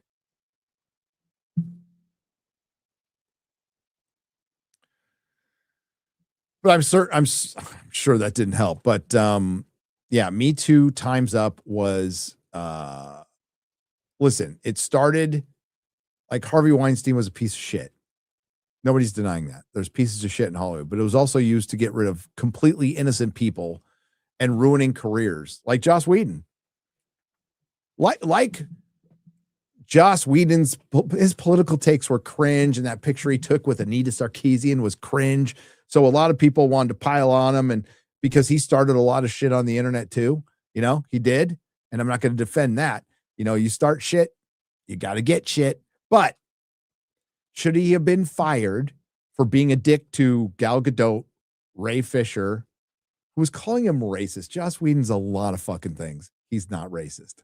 He's a lot of fucking things, but he's not racist. And then Charisma Carpenter comes out with the 20-year-old allegations of him being a dick. Nothing was proven. Oh, and he cheated on his wife with a bunch of women, saying he was a male feminist. Again, dick move, hypocrite. Should he have lost his job? Like Neil Gaiman. I mean, if it's consensual, it's creepy. I wouldn't go around calling yourself a male feminist, but like, it's not against the law. And Joss Whedon kind of folded, never fought for himself.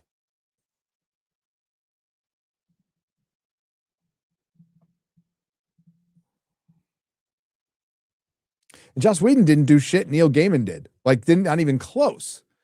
And again, you can think the guy's politics are complete shit like I do. And he has every right to be an asshole. It's not against the law. Need more assholes in Hollywood. Hollywood misses the days of fucking assholes.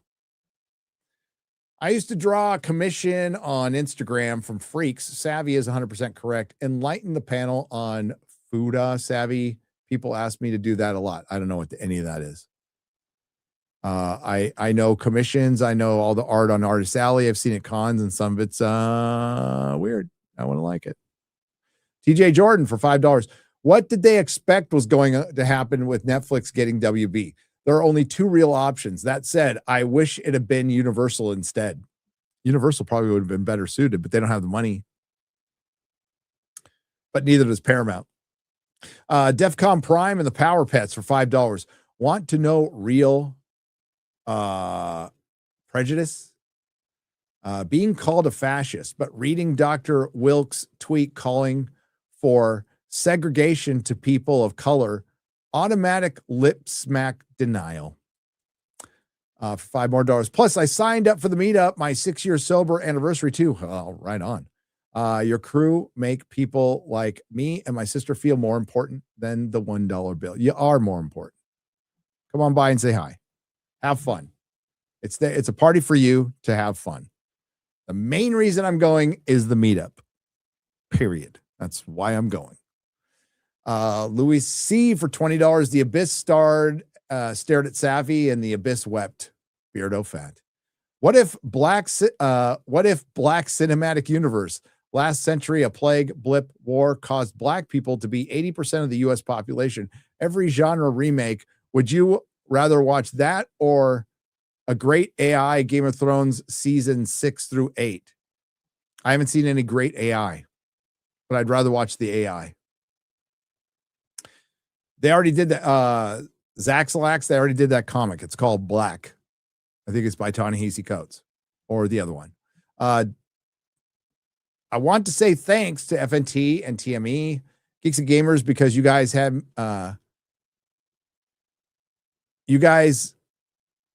because of you guys, me and some other brain tumor survivors are going to start a group to educate Palm Bay residents and police like John Davidson does.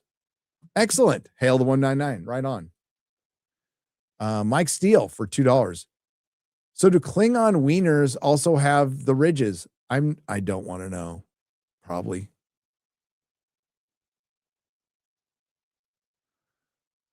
For Mecha Faru's oil change next. I don't know what that is. Random Panda has donated $9.99. Thank you very much. Josh Kelsey has dropped $19.99. Doesn't say anything. That's what he does. Everyone becoming Orion, says Judah for $2. He's contagious. Jonathan Frakes had to put his name in the shit. Brand X. It's not the first time I've heard that take. Gary gets soon to be Congressman Herrera on the show. Let's go, Brandon. Unsubscribe Nerdrotic 2028. Well, we're definitely talking to Eli right now. We are. TNA projects for $4.99. So Starfleet Academy uses Omega 47 to rip apart subspace and isolate the Federation from all of the people. Is that a Trump 47 allegory? I didn't even think about that.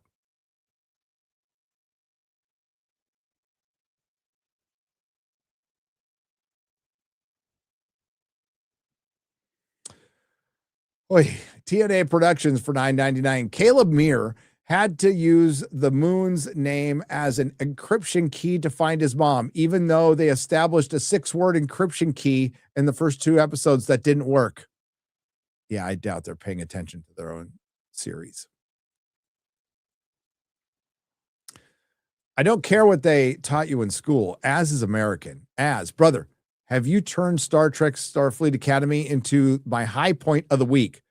Never laughed so hard. Jay Den, oh my God. There you go. The cope when the bride fails will be glorious. It's happening, Alex. You predicted well. Well predicted, sir. It's called Omega 47 in Voyager. There you go. But man, what a coincidence in Atlas Shadow.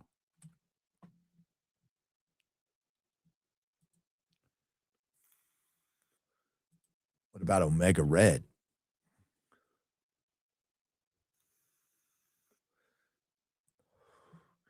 Oh, there. What was it? Rolling Stones going after Brandon. Who gives a shit? Fuck Rolling Stone. They're irrelevant. Anybody who tries to push that the Latino guy is some kind of a white supremacist is just going to get him more votes. They're going to get him more votes. Pork chop sandwiches, says Quagmire for $2. Have you bought the guinea pig bollocks yet, Savvy? I'll have to ask her. Sorry. Ronan for 40 INRs. Is Hal Jordan going to have Tourette's in the show? That would make it more entertaining. I saw a post today that said RMB was only issued one. I saw a post on X today that said that RMB was only issued one good take at both, and he used it on Star Trek. After his post about the Lanterns trailer, I'm inclined to agree. Well, I did mention on FNT that we have a bet now. Me and RMB have a bet.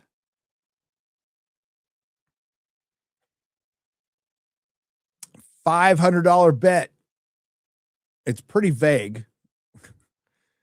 But I saw him talking to Disparu and then I think Badger. And they're like, I think it's going to suck. I'm paraphrasing. And he's like, you want to put $500 on that? And I'm like, let's fucking go. Let's go. Because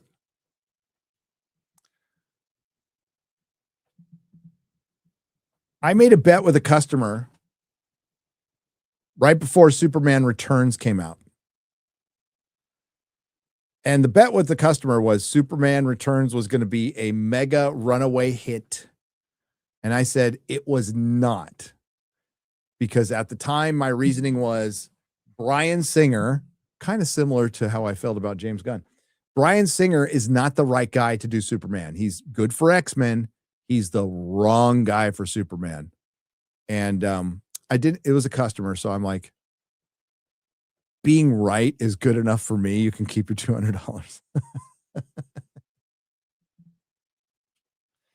But I mean, it gets into murky waters where I guess we got to discuss the parameters, because if it's just okay, that means it doesn't suck. Do I still got to pay him? I'll honor the bet. I'll be honest and honor the bet, of course.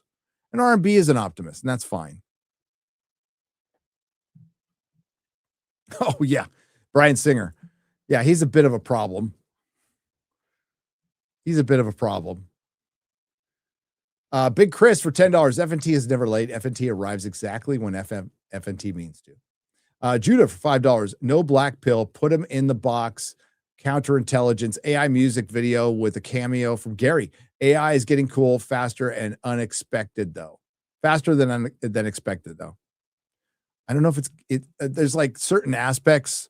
Like I saw somebody AI Ungoliant, and it looked pretty fucking awesome. It did. It did. Long-time viewer, first-time super chatter. All right. I asked the question on Open Bar, but I'll repeat it here. Presuming HBO never makes Robert's Rebellion series, how do you guys feel about Jared Harris being cast as John Aaron? I think that's good casting. Would he be too old for John Aaron? Even in the Game of Thrones universe? Maybe, but I think it'd be good casting. Visited Japan last year. You guys will love it. If you go to Kyoto, make sure you visit Monkey Mountain. Ooh, that sounds interesting. Snickering knee something for $4.99. Jonas for 100 Swedish krona. Gary, so fun to hear that you are watching Stargate. I finally have probably watched it. I myself have watched it 15 times. Holy shit. It would be fun if you did a review for each season. Doesn't have to be long, just fun to hear. I'm probably going to do it for seasons.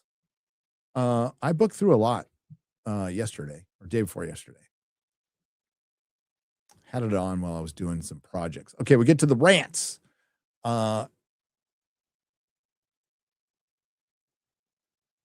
Heaven So Men for $20 says, long-time watcher, first-time donator. Thank you. PSA for all my fellow Idahoans.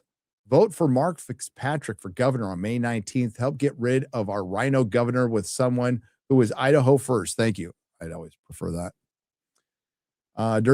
Dirty Weaker has gifted 1 Rumble membership for $5. Occupant 42 has gifted 5 for $25. Comics Division's Ballsack for $10 says, speaking of masturbating.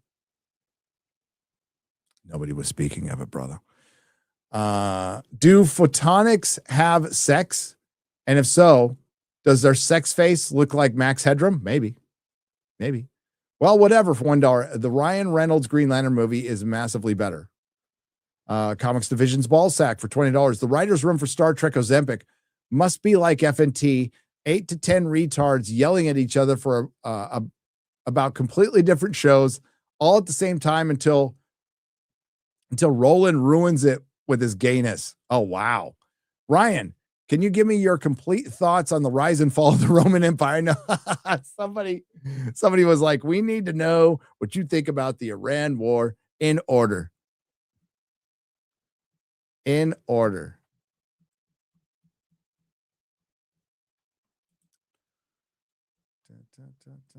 Oh, she didn't put them up here. We'll have to, we're doing 2 parts. We're going to do 2 parts this week. So I got a lot to get to. But we'll get to some BBC. Here we go. Hey, Gary, first time donation. Thank you. Want to say thank you to everyone for doing what you do. My best friend unalived himself this weekend. I'm listening to you guys. Has been helping me through grieving process. I hope to eventually shake your hand someday. Right back at you. Papa Meadows. Yeah. Oh, I unfortunately know how you're feeling, man. AGM 057 for $3. Please, no more comments on the viability of funding / financials of the Paramount, Skydance, Warner Brothers deal merger. Good investor call today. Valiant's post was on point, but most of your folk can't be at all, are way out of your depth. Talking about the financials of Paramount?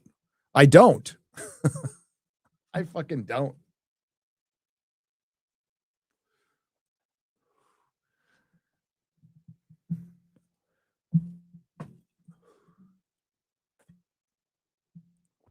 I certainly don't.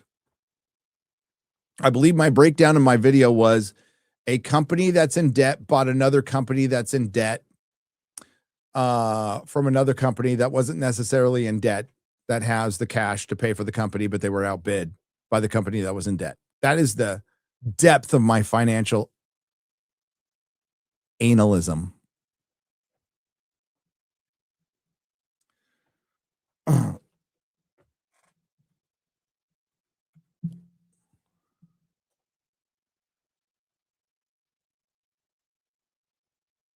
But I will comment on whatever I want. But don't expect too much from that point of view. I look at it from the creative point of view, which I see it as a potential. Things could potentially get better. Certainly. Ellison has worked well with people in Hollywood for well over a decade, close to 2 decades. I think Skydance has been around for 13, 14 years. But creatively, I think I've seen some content creators like root for somebody over another. And I would be cautious with that, because I definitely saw some rooting for Zaslav. Like Zaslav was some based secret MAGA guy or something like that. And I would just say hold the phone on that one a little bit, because look at what's been produced under Zaslav's watch. Peacemaker season 2. Black Snape was cast. As Ryan pointed out, under Ellison, South Park like went in on Trump, for which they're free to do. But if you're going to think, well, we're going to get this base stuff, it's like, no, we're not. We're not. Now, what we could hope for is getting normal shit. That'd be fine. But the biggest winner out of the merger, David Zaslav, 100%. But rooting for CEOs, I saw some of that with Bob Chapek too. Like, Bob Chapek is the guy, man. He's gonna get this taken care of. And then the first chance he had to do that, he folded like an origami chicken.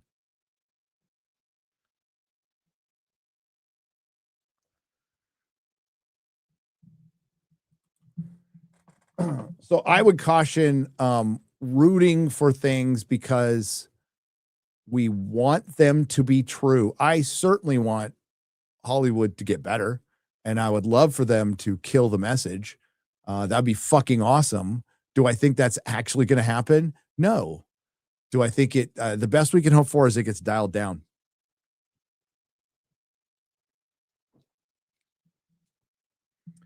But as I said in my last video, there's other channels far more informative, which means I said it in my last video. There's channels that are far more informative and interested in the topic of finances than I am. Period. I'll talk about the art or content that comes out from it. That's what I talk about.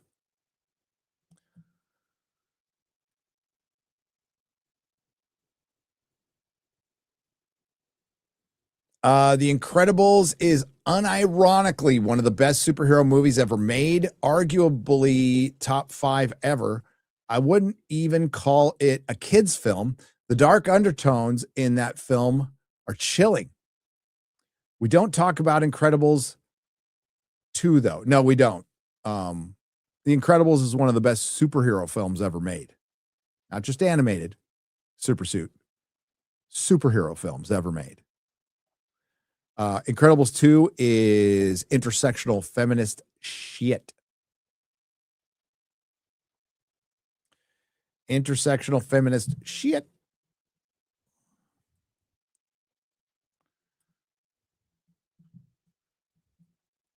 I Googled BBC. This is not what I was looking for. Sorry. Dildo Shaggins for 10 British pounds, proper money. Hello, folks. 6 months ago, my ex left me. The day she left, I started drinking. However, I'm proud to say I've been sober for a month now. Thanks for all the inspiration, Gary, and all the content from y'all. You're welcome. Congratulations on being sober. No woman is worth drinking over.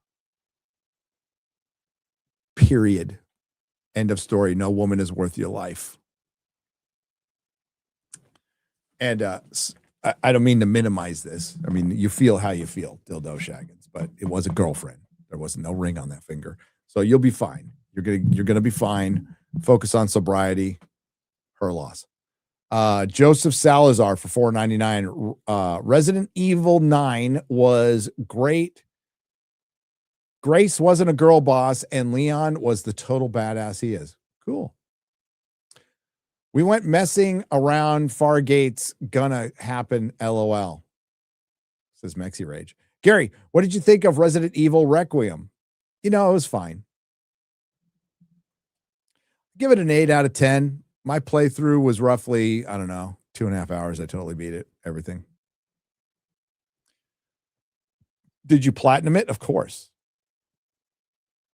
You should do a playthrough and show Az and Mahler how it's done. X-Ray Girl could be your Ada. No. They got to earn their way to my status as a gamer god. Like, it's not something I can even pass on. I don't think they would even understand. Hassan, I live within my means. Piker, flexing a custom Dolce & Gabbana gaming chair. Such a working class guy. Aren't some gaming chairs expensive enough? Looking forward to your next gaming stream, Gary. Even if I had the money, I wouldn't buy a Dolce & Gabbana gaming chair. That sounds fucking gay. But yeah, Hassan Piker, fan of communism, which is you are supposed to be down with the working man, has not worked a day in his fucking life. Wouldn't know what a 40-hour work week looked like, much less an 80 to 90-hour work week at a factory, at a shop, in a retail store. He wouldn't know anything about that. He wouldn't know anything about the working class. The working class that he champions, and nor would he hang out with anybody from the working class.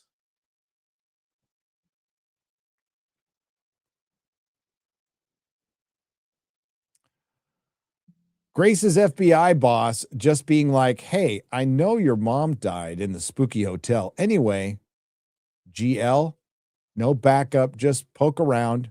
And good luck. No backup, just poke around. Nothing could go wrong. Must be talking about Resident Evil 9. See, I know. Thank you for the hours of content to listen to while working on a rooftop. HVAC units. Hell, see, that's working class, dude. Probably makes a lot of fucking money doing HVAC units. But that's a working man right there. Hassan wouldn't even know what an HVAC was. Star Trek, stop. He's already dead. Simpsons, yes, a little bit. Does Mr. Pedro Pascal use Galactus's ultimate nullifier to reset the universe to the moment of Thanos' snap and they unbreak the universe, preventing it? Galactus isn't in it. For some reason, Galactus, maybe he's in Secret Wars, but he's not in Doomsday. There's no ultimate nullifier. And yeah, as far as I know, Doom wins. Everybody dies. They get brought back for Battle World. But not everybody gets brought back. There is some heroes that die for good. Jedi Outcast for $10. Poll. Would chat want to hear Gary sing with full effort an instrumental karaoke version of A Little Respect by Erasure? Or 2, please don't sing? Or 3, who the heck is Erasure? Well, Az knows who Erasure is. Erasure is one of the gayest bands to ever exist.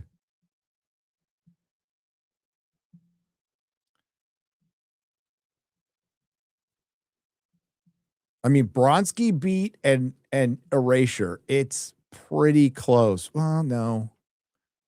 Soft Cell, Bronski Beat, Erasure, Pet Shop Boys. Am I forgetting any gay bands? Pet Shop Boys are good, though. I'm not going to shit on the Pet Shop Boys. They are actually musicians who are very good. Erasure is gay disco music that I don't like. Culture Club. Yes, Culture Club.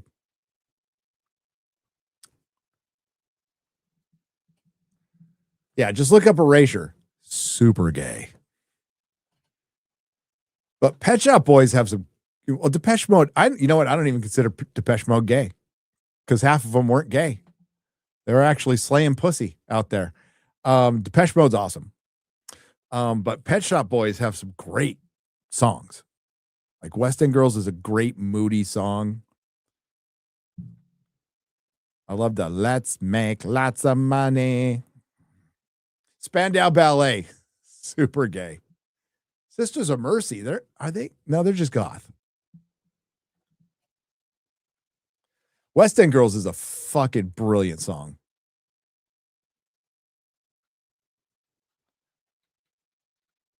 Tears for Fears is good too. They're not gay. Both of them have like kids.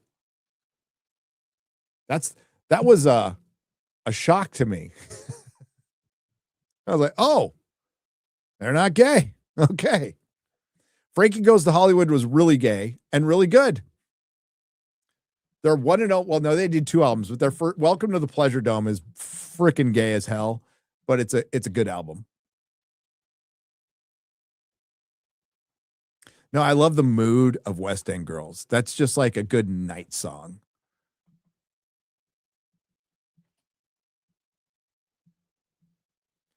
Wham, gay. Kajagoogoo, gay. Prince wasn't gay. Who knew? Prince probably got laid more than any human on the planet. And he could play every instrument. And he was a shredder guitar player. I miss Prince. Purple Rain's a cool movie. Better album. I said Soft Cell. Definitely. George Michael was gay, but mad respect for his skit. When he did the Queen covers, holy shit, that was good.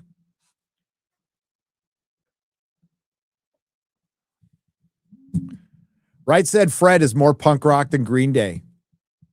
They were fucking based during COVID. They were fucking awesome. I gained all the respect for them. Oingo Boingo was not gay.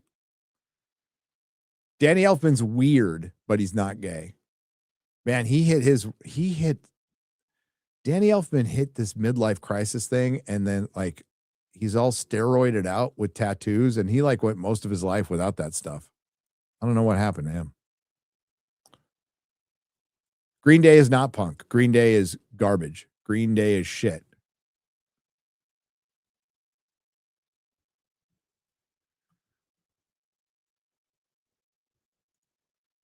I just finished this super chats from Friday. DEFCON Prime 28. I read yours. Rewind a little bit. I read yours. Thank you.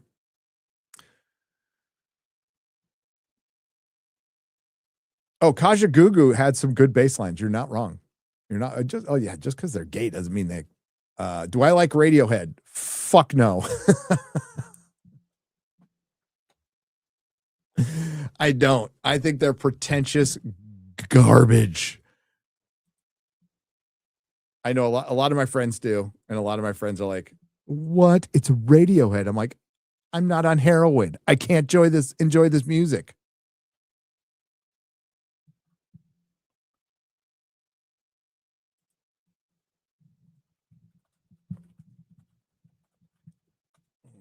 Mhm.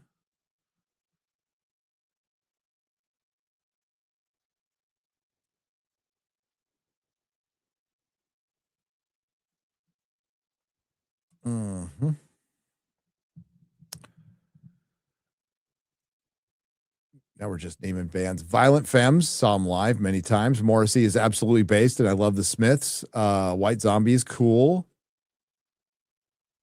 I like I like Dio's fucking awesome.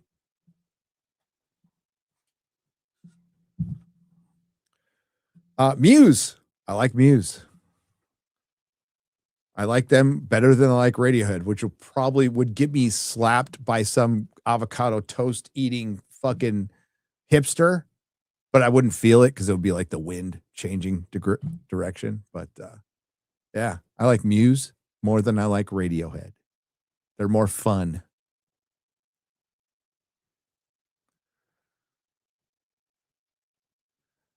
Yes, he is. I'm blanking on his name now, but no, dude, they were for like 3 albums in a row. They were fucking great. I saw them live too. They're really good. Really good. The only song I know about by 21 Pilots is the one that's on the Suicide. No, they did another one too. I like a couple of their songs. Yeah. But the one that's on the Suicide Squad soundtrack, the first one is really good. I've seen They Might Be Giants. I've seen Rush. I've seen I like Turtles. Haven't seen the Joy Division. Seen the Pixies when they got back together. Henry Rollins, I've seen his spoken word probably like 30 times. Haven't seen Talking Heads, but they are better than Radiohead. I'm trying to think of all the bands I've seen. Knights of Sidonia is one of my favorite fucking songs. I love that song. Anal Cunt. I can't say that I have.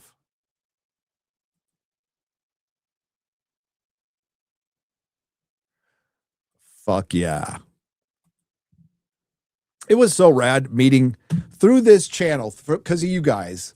The manager of Danzig and the Misfits watches the show, watches Friday Night Tights with his wife, and sent us a nice little gift basket and said, "Hey, you want to come see the show?" I'm like, "Cool, we got us some tickets."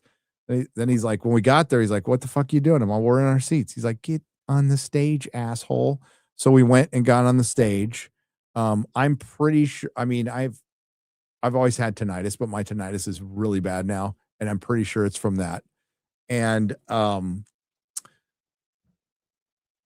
got to meet Jerry Only and Danzig like got up to the fridge and he's like, "Do you want something to drink?" And I'm like, "A Red Bull." I just answered. And Danzig opened and handed me a Red Bull, sugar-free.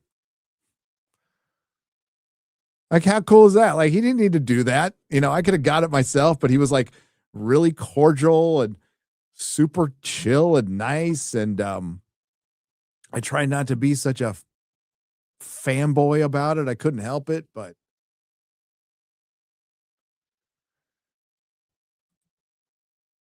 yeah, he was super cool. Jerry Only, super cool guys. And it's funny because like when you're older, you know, I'm going backstage at fucking Danzig. So back in the day, there must have been some just hot women and piles of fucking drugs everywhere. This one was awesome sandwiches, some finger foods that were delicious.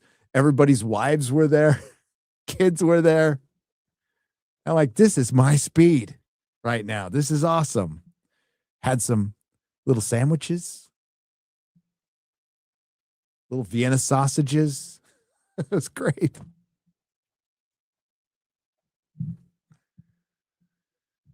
Oh, good times. You know what? I should have. I should have, but it's too late now. It's too late for me now, son. But I never wore earplugs when I played drums until much later. So that probably had a lot to do with it. I haven't played my well, I don't have my drums anymore. So it's been 15 years since I played drums. Do I like Depeche Mode? Yes. I do.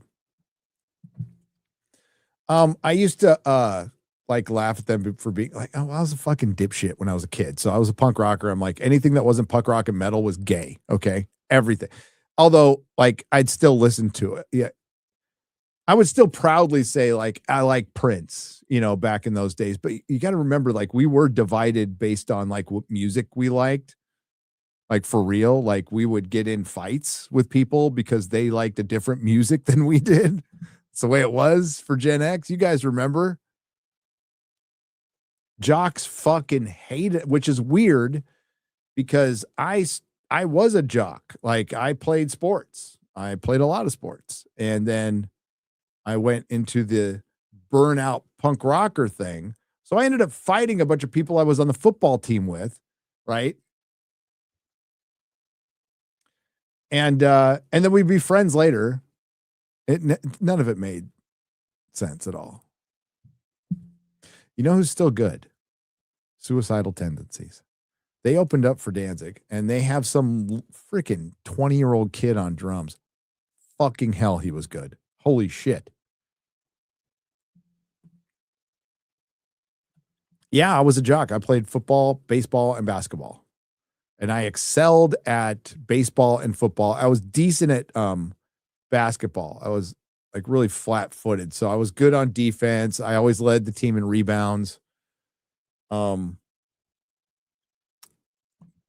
I was way better at baseball than football. And I was probably best at football. I could punt. I played linebacker, and I played tight end, and I was a backup quarterback.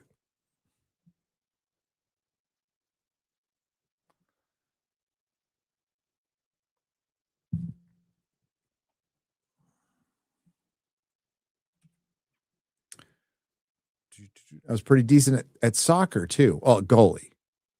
I was a good goalie.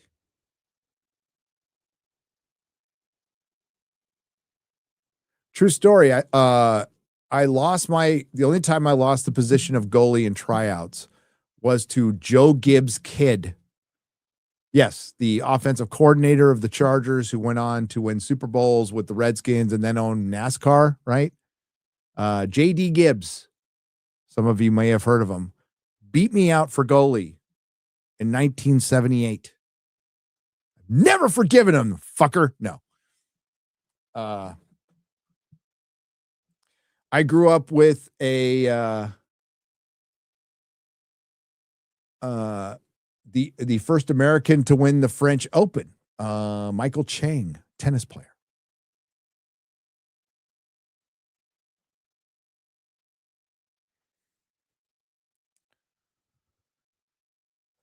He was one of my did JD Gibbs die? I didn't know that. What happened? He's my age.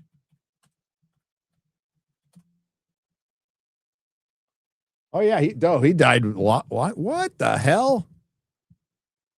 He's 49. What'd he die of? Oh no. Oh no. It was announced that Gibbs was battling conditions of brain function over the ensuing years. His public appearances and involved the team became less frequent as the system slowly. He died in his home, and David said, "Oh, that sucks, man." Yeah, I knew him as a kid. I'm not a NASCAR fan. That's why I didn't know the guy I grew up with died. That sucks. Poor guy. All right, I take back all. I forgive him for beating me out for goalie.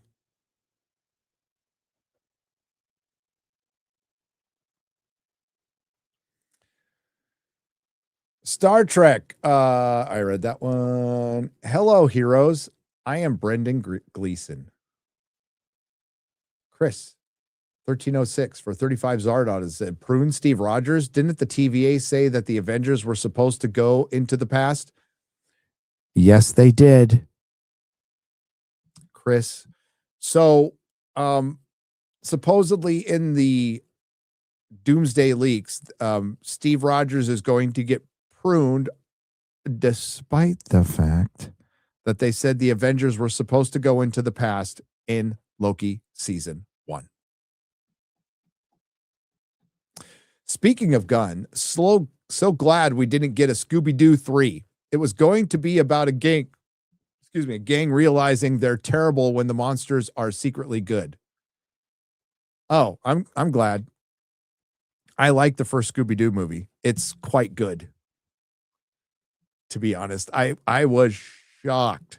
I went to that movie. God, when did it come out? 2003. So my youngest wasn't born yet.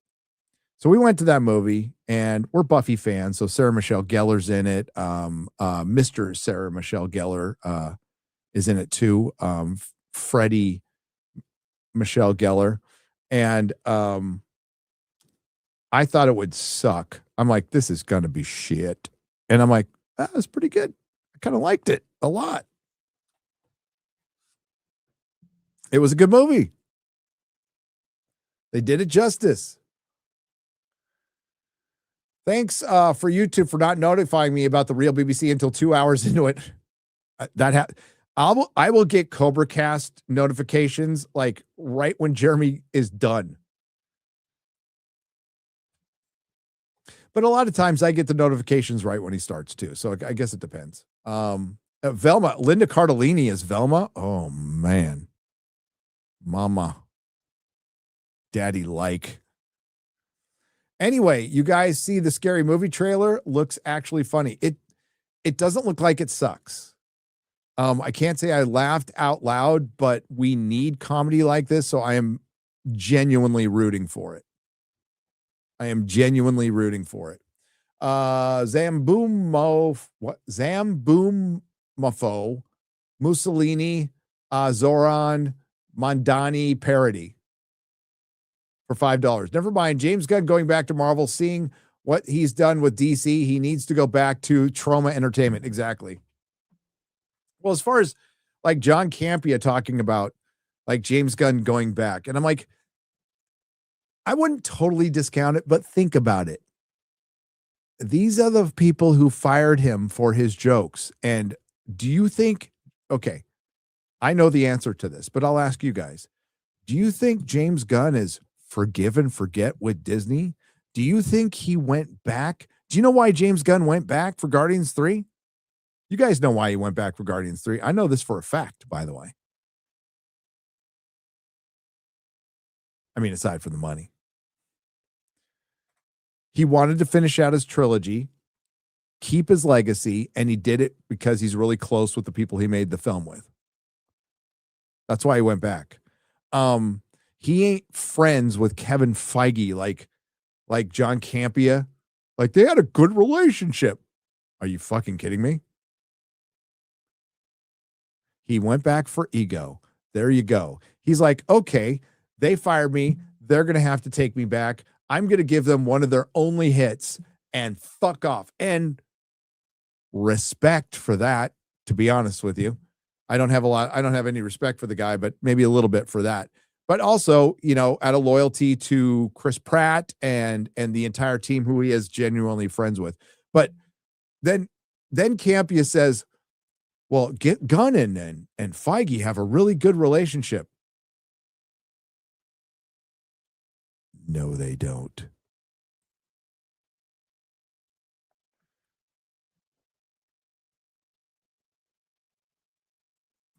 I see what you did there.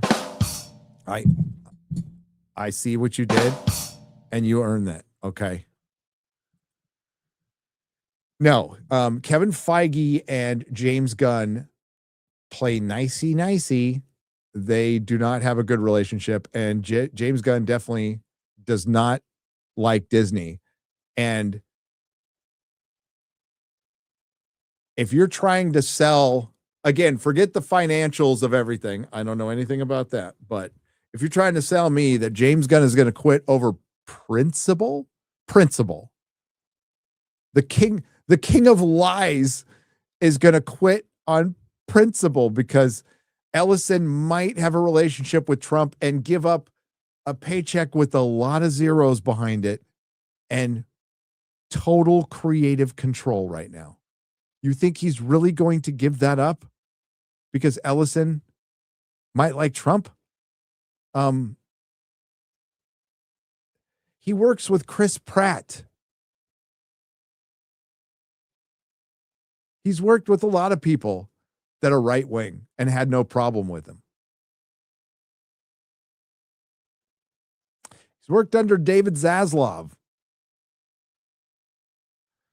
So that is some hopium. That is some hopium. If James Gunn quits, it'll be because he's fired.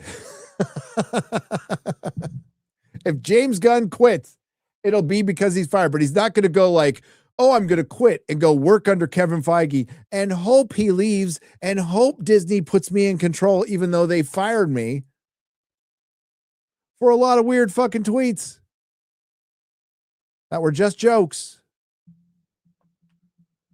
But my view on that is the same as it was when it happened.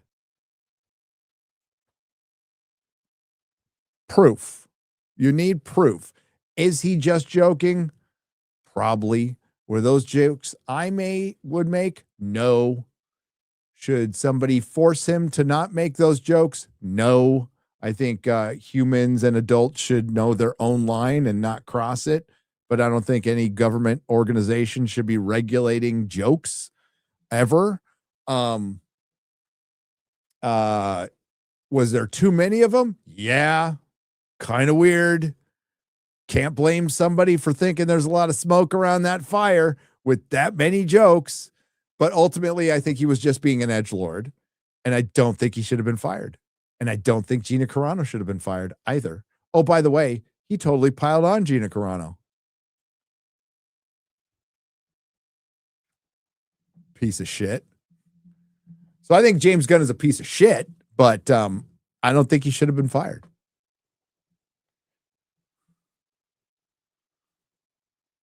But they fired him anyway. And ultimately, I mean, if you think about it, it's Disney's fault for having him being with the DCU, because if they hadn't have fired him, he wouldn't have gone over there. But I'll also follow up John Campia's speculation with, you don't think Marvel sees what's going on with DC? And do you think they want to repeat that mistake? Because I do believe John Campia said in his video that James Gunn has been successful with the DCU. I would love to debate him on that someday. How has the DCU been successful? Now, I'm not saying it's been a total disaster, although I think that. I need you to prove to me where it's been successful. Successful means profit, and not just enough to buy a bag of crisps, enough to make another movie, enough to where it's actually generating money to pay for everybody, real profit. I haven't seen any proof of that. I've heard, trust me, bro, it made $300 million in VOD sales. Really? Is that why they made it cheaper almost immediately? They discounted it almost immediately? Because it seems like to me, if you were making $300 million on VOD sales, you wouldn't discount something because you were already making money. There's just a lot of that speculation that doesn't pass the sniff test with me. Plus, I can see with my eyes and listen with my ears and cut through a lot of bullshit. Again, there was a lot of people rooting for a certain CEO, and I think they got caught up in rooting for that CEO as Zaslav, Warner Brothers, good guys, Iger, Disney, bad guys. And you want to be careful about that because they're corporations. They can't be good. Like, it's impossible for. I'm not asking them to be good. Make good stuff. Make money. But I'm not going to just like Zaslav and Warner Brothers because I don't like Disney. It's not how it works.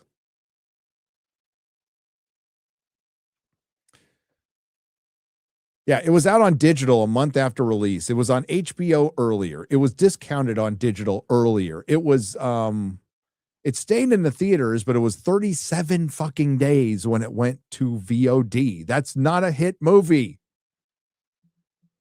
I mean, it's staring you right in the face.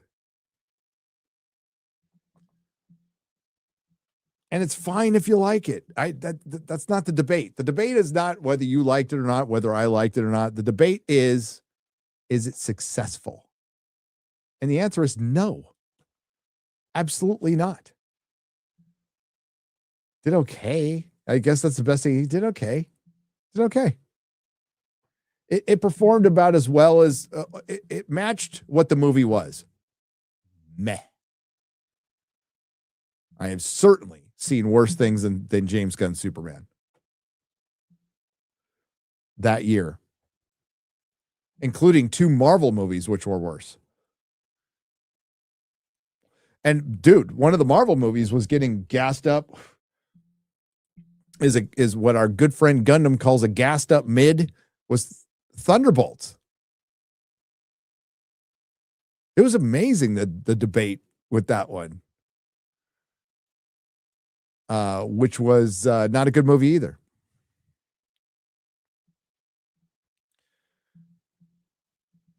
And Superman made just it made more than Fantastic Four, but not a ton more. And they both cost the same, and the same people are calling like Fantastic Four an absolute flop. It's like, well, then what's Superman?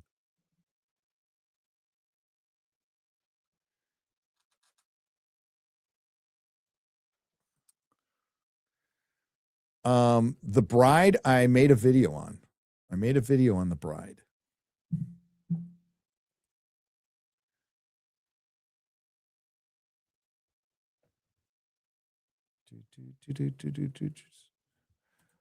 Just started listening to Art Bell, Best of Alien Calls Volume 1. Damn good stuff. I hear the X-Files stories in the calls he took. Yes.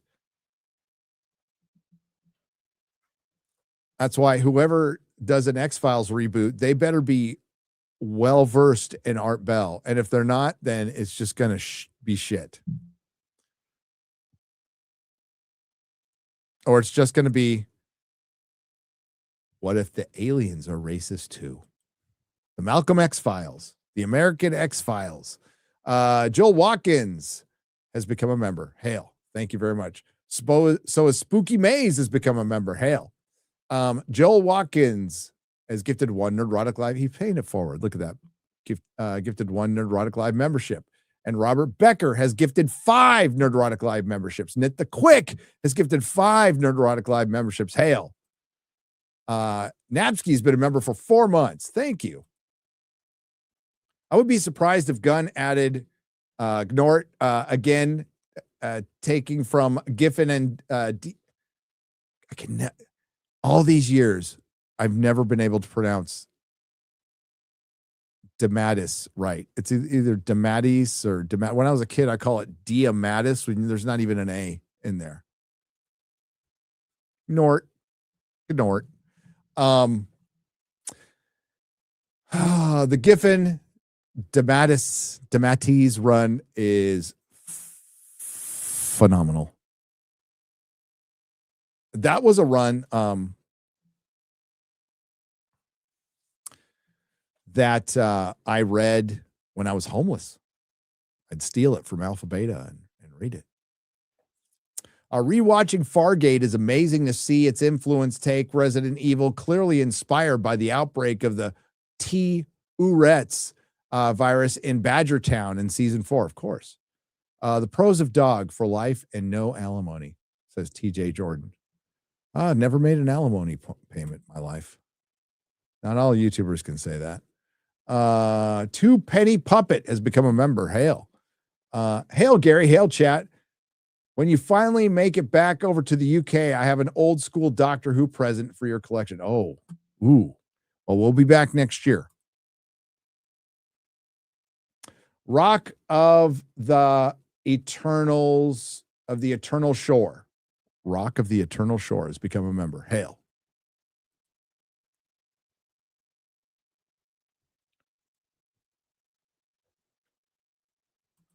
R.I.P. Oh, that one hurts. It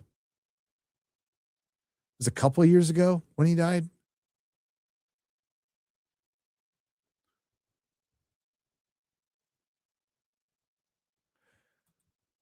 John B. Wells doing the weekends for art had a great voice. He did the weekends for George Norrie, and George Norrie ran him off, partially because he's Uber based.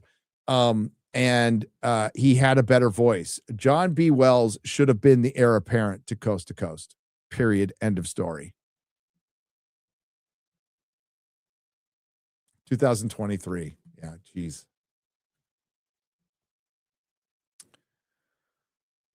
John B. Wells does Arc Midnight podcast. It's a lot of political stuff. I love what he used to do way more woo-woo. But John B. Wells has one of the best radio voices like ever.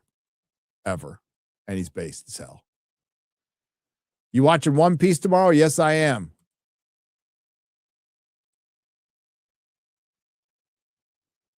Okay. I will check my DMs. Un momento, por favor. Un momento.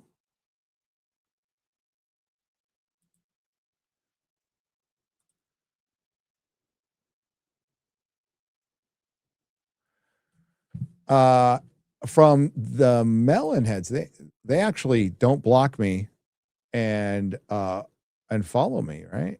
Yeah, that's nice. Here, I'll share this. Hang on. Thanks, Alpha Chad Feanor. Did nothing wrong, buddy.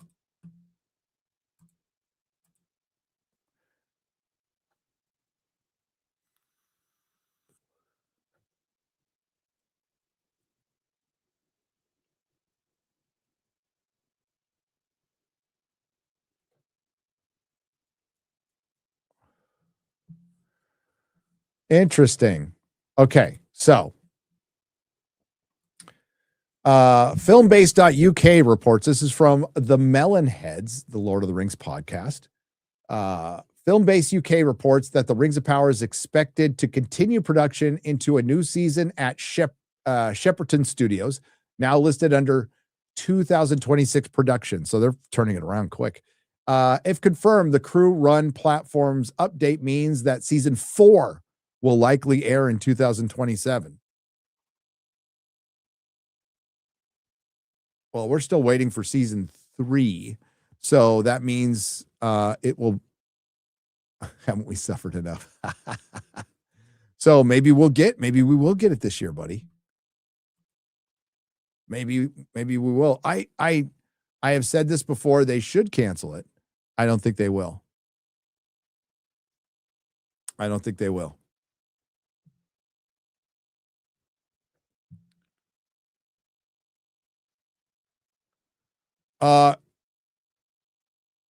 Wow, I feel I'm getting called out. I got a whole show tomorrow, Jose Taco, about the King Conan with Arnold Schwarzenegger. And why am I blanking on his name? The guy who directed Mission Impossible. Yeah, a little late. You know, I can even say like 10 years too late. They did it 10 years ago. Chris McQuarrie.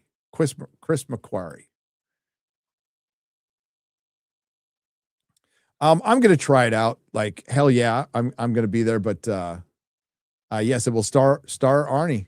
Yes. It's a little late, but fucking Conan. I need some Conan. But what's it going to be? Like King Conan sitting on a throne and his black daughter, who's a lesbian, will be And he'll be bitter and old, and then his black lesbian daughter will show him the way of life, which is feminism. I don't fucking know. I think we should just make a Conan movie in his prime, recast him.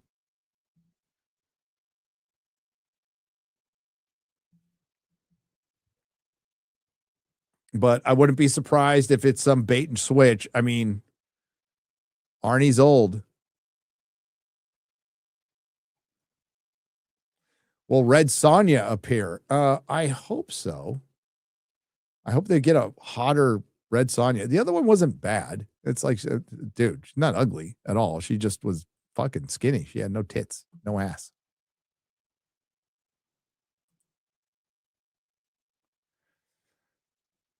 Thank you, brother.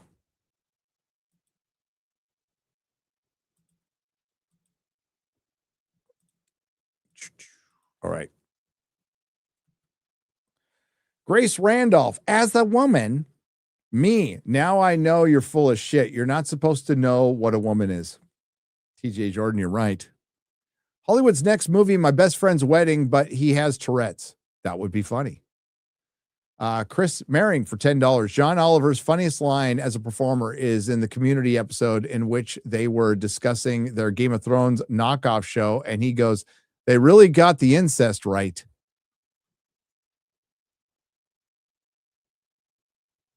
I had the privilege to watch the first episode of season 2 of One Piece, and damn, it was oh shit, from Busk's Basement for $10.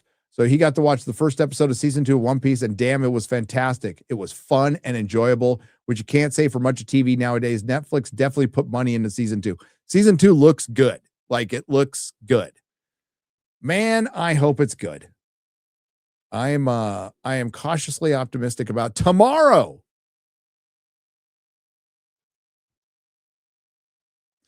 You are not wrong, sir. Titans Conan comics have been consistently good for an astonishing amount of time. Can't recommend them enough.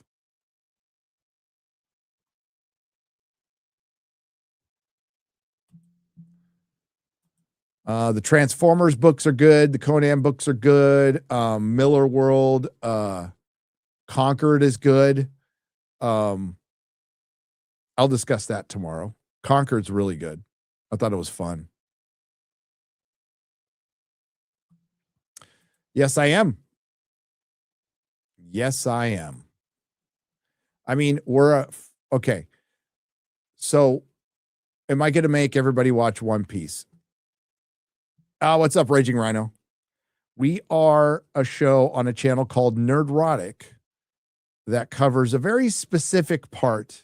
That, like the description of my channel, we cover the good, the bad, and the ugly from pop culture. But also, I cover very niche stuff. I rarely, if ever, cover like normal dramas, or I cover genre entertainment. So sci-fi, fantasy, some adventure. So it's niche. That's why it's incredible. Like, you guys have supported the channel like you have. So I don't cover everything. I'm not going to cover indie films. That's Chris's domain. You know, once in a while, you know, I'll delve into, like, if it's really horrible, like Amelia Perez, and I'm doing The Bride, but rarely. I mean, I just keep it to nerd shit. One Piece is pretty fucking nerdy. Now, I don't hit everything because I don't have, you know, all the time in the day, but yes, it should be watched. Just if you're covering entertainment, this is some unsolicited advice for content creators. If you cover entertainment, you should watch as much as possible, whether you're going to make a video on it or not, because you probably talk about it in a live stream, or you might guest somewhere where you're going to talk about it, or in the future, it might relate to something else you're talking about. It's just good. Knowledge is power. Knowledge is power. And also, you know, I'm into this stuff. Like I said last week, these last couple of Star Trek Academy videos, I'm not making a fucking penny on them. I'm still doing them. Fuck it.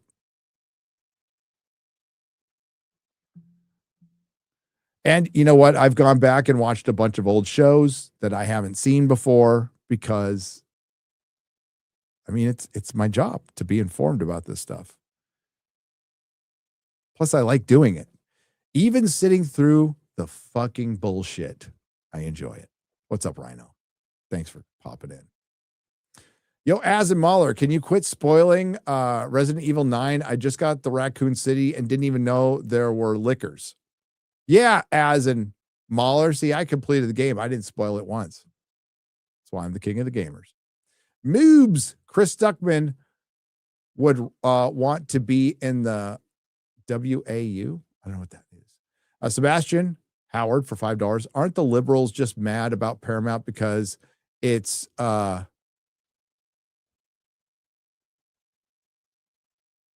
Toucans who owns it?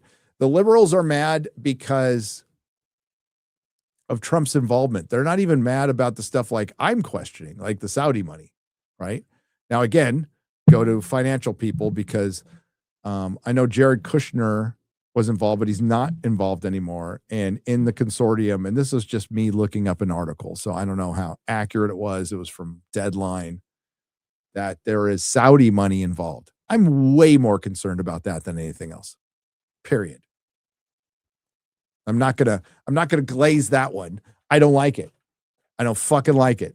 Period.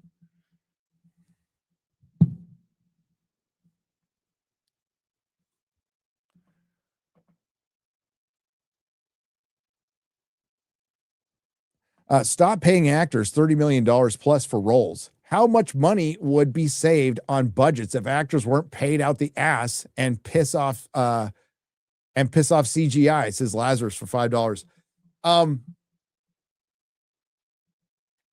I mean, yeah.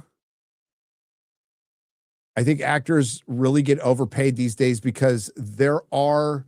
I saw Brett from Pop Culture Crisis talking about like Henry Cavill isn't really a box office draw, and I'm like, true. He's a popular actor, but he's not a box office draw. Now, name me an actor who is. Name me an actor who gets people to theaters on his name alone.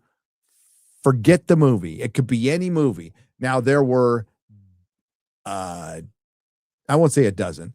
There were over half a dozen actors in the 80s and 90s that could get butts and seats no matter what. It's a Jack Nicholson movie. It's a Tom Cruise movie. It's a Sylvester Stallone movie. It's an Arnold Schwarzenegger movie. For a certain amount of time, an actor took precedent over the title or the movie. Now, they had to be within their genre. It was risky if you had Arnold Schwarzenegger like in Twins with Danny DeVito, but that worked. But it didn't work all the time. What actor today puts butts in seats no matter what the movie is? I'll wait.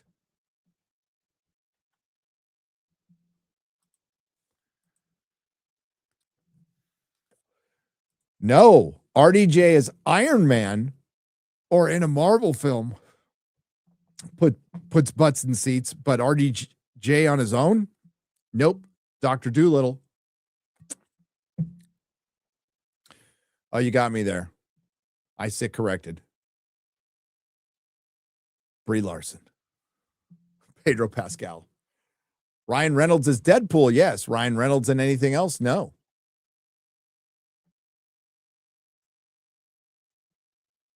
Love Tom Hardy. Does not put butts in seats. Nobody does. No actor puts butts in seats. Pedro Pascal is like a void. He actually removes butts from seats while he's pounding a butt because he's gay.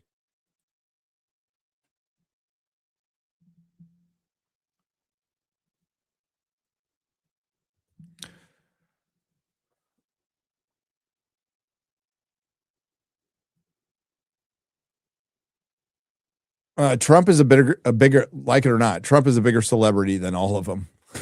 Somebody brought up Trump. Not Brad Pitt. No. F1 with Brad Pitt put butts in seats for that movie, but that movie didn't. That movie was pretty much, here's the difference between Superman and F1. Both underperformed, but one was good and one wasn't. So I made a comment. Somebody put up the kiss between Lois and Superman as the greatest cinematic moment of 2025, and I'm all, and it was a sad year for blockbusters. So they threw up a bunch of movies, and they threw up Thunderbolts, Fantastic Four, Superman's James Gunn, and F1. And I'm like, you just threw up 4 movies that didn't make any money. It's like, you just made my point. And I liked one of those movies a lot. Loved F1.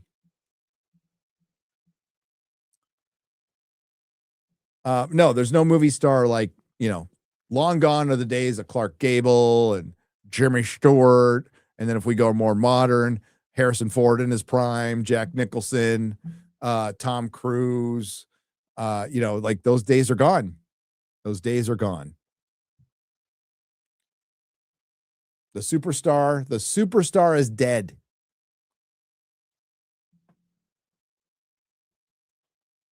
Leonardo DiCaprio, one woke after another, didn't turn a profit. Everybody says Elliot Page. You know what? Elliot Page is going to get him going to the Odyssey. Actually, okay, there isn't an actor, but there is a director that will put butts in seats no matter what, and that is Chris Nolan. And that is, so Chris Nolan is the last movie star.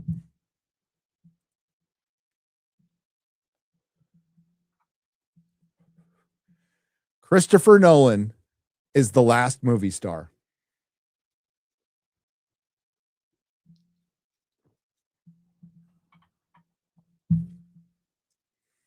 Now, hey, Robert Eggers could get there. I think he's going to be like an indie darling like Quentin. I love that guy's movies. I really do. I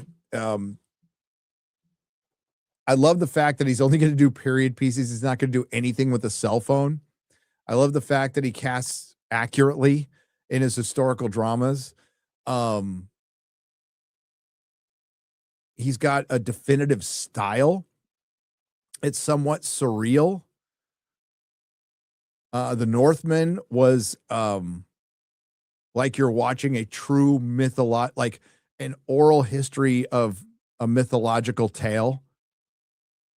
I know some people were expecting something a little more linear, but that's what it was. It was just an oral telling of it was like, you're by the campfire in the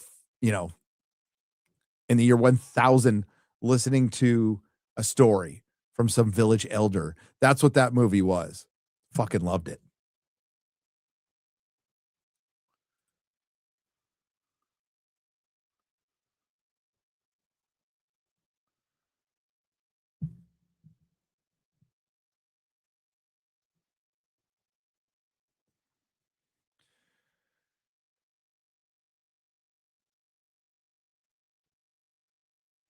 Yeah, Werewolf. I'm excited for Werewolf too. And did I hear? It's bullshit. It might be bullshit on the internet, but his movie following that is called The Night, and I'm like, oh, that would be awesome. Not a history of oral history, chat. Jesus Christ, you guys. What was I thinking? What was I thinking?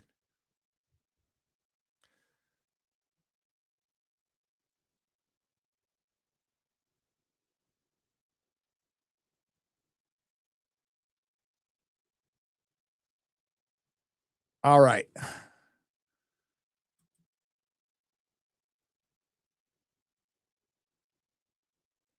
We have Smartin 0777 is a new member. Welcome. Michael Thomas is a new member. Welcome. Texas War Eagles, been a member for 8 months. What's up, Gary? Name a dystopian future depiction in film that scares the hell out of you, and the name of one that looks like it could be a good time.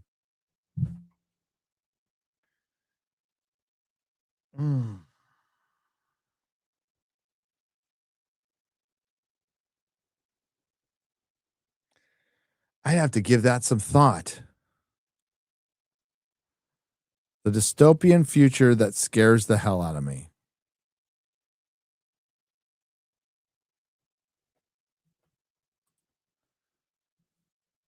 Omega Man, 1984, Metropolis. I mean, they're all kind of the same. Brazil.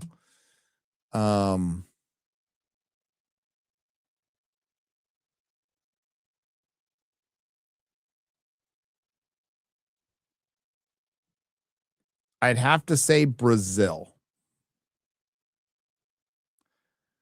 Because if you take away the satirical element, I think that's where we're going. One that I think would be fun.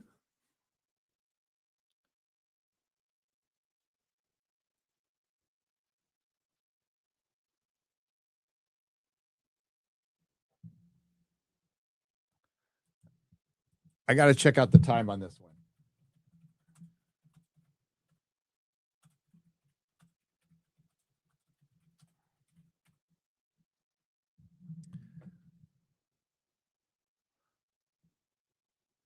Okay, this is a stretch.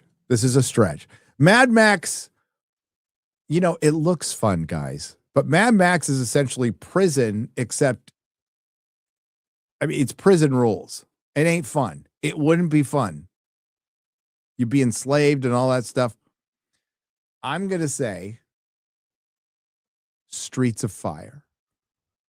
That's kind of dystopian, future dystopian.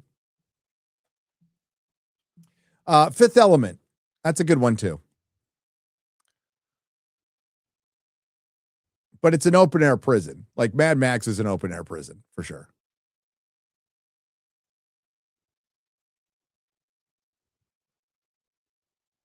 Demolition Man is the one I think we're most likely heading towards.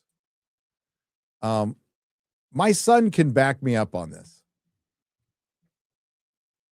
I told him this 20 years ago when he was a kid, and we were talking about totalitarianism, and I'm like, son, there's a movie called Demolition Man, and when we get to a point where you will be fined for dropping F-bombs, that is time for the revolution. That is time to take up arms. We are there in certain countries. We're already there. Running Man, says Quarter Black Garrett. Running Man, like it'd be fun to watch. I wouldn't want to play it. But I told him that 20 fucking years ago, thinking it's an absurd statement I'm making, but I'm talking to a kid and like, that'll never happen. It's like, here we fucking are. Damn it, Dread needs a sequel. What a beautiful movie that was. The Hangover 1, 2, and 3. Good question, though. We should repeat that for the panel, Texas War Eagle. I think that's a really good question. That's fun. Minority Report. That's not bad either. A lot of Philip K. Dick stuff is nightmarish. I really believe Philip K. Dick did so much acid he could see the future. I think it fried his brain and killed him.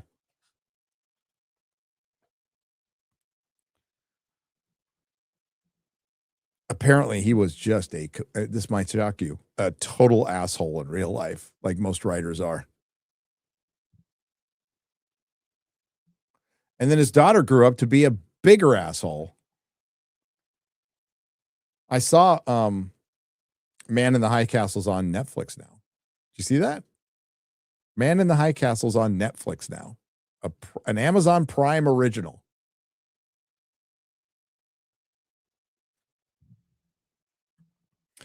How about Logan's Run? Hitchhiker's Guide to the Galaxy is not dystopian.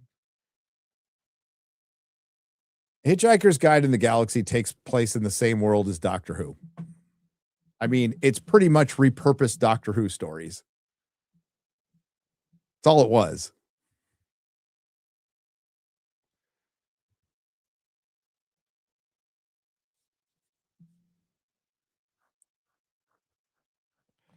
And so was Dirk Gently. So City of Death, elements of City of Death, tiny elements are in Life, the Universe, and Everything. And then Dirk Gently's Holistic Detective Agency is pretty much City of Death. Douglas Adams stuff. By the way, they're all brilliant.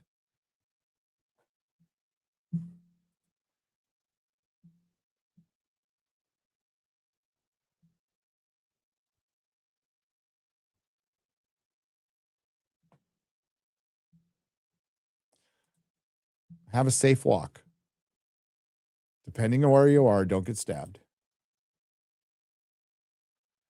I haven't seen Have Fun.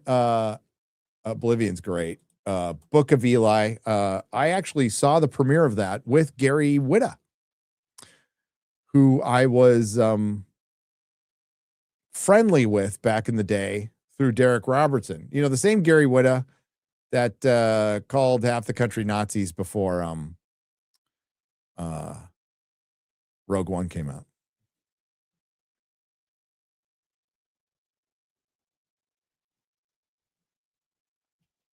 But Book of Eli is awesome.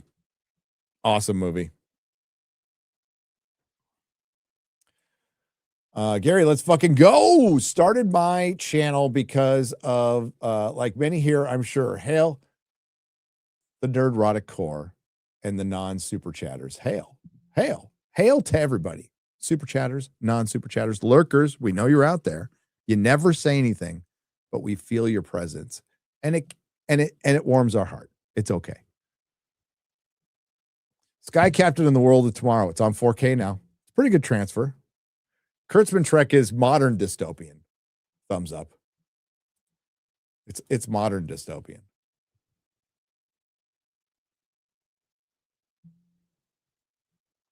Is Cars dystopian? Maybe. We smell your okay. Okay. They don't all smell. Cyber Chud. Yeah, Gary Whitta. Yes, that Gary Whitta. I went to his house. I have in my film reel. Maybe I'll play that. Oh, hang on. Maybe I'll play that. You want to see one of my old film reels? I'll get hit for music, but it doesn't matter. Where was it? It is on. Yeah, okay. Hang on. I think I can find it. So my old editing reel. Let's see.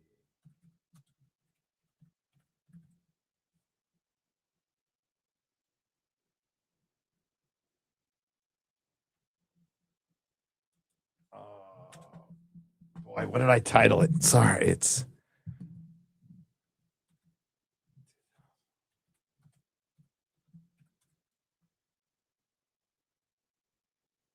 Is that it? Oh shit. Okay.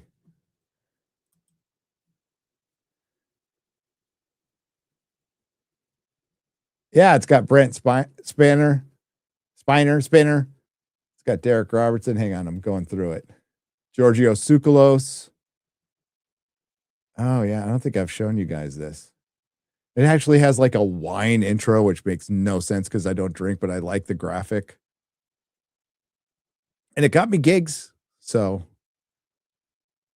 if you're not aware, a reel is something that you show. It's basically something you send with an application. It shows your body of work in Hollywood.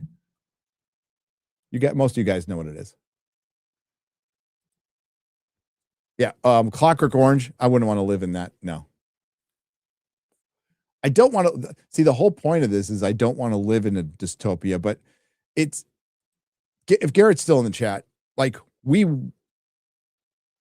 didn't. Sorry, Garrett, Egypt. We witnessed dystopia when I went to Cairo. Like that is a modern dystopia. It is a huge city with modern stuff, and it's the decline of a civilization. The Notebook. The Notebook. One could argue we're living in a dystopia now. Is Blake Seven's? It's Blake Seven's. No, like Cairo looks like something out of fucking Akira or Blade Runner. It like looks like what you would think a dystopia city is.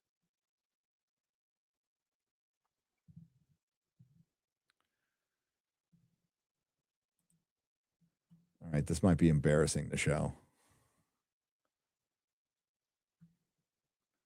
So I think we should do it. Yeah, sorry, Garrett. I was like, oh yeah, he didn't go. Sorry. Peru was beautiful, dude. Cuzco, I could live in Cuzco part-time. The Peruvians are chill. At least like now we didn't go to what's the big city? Lima.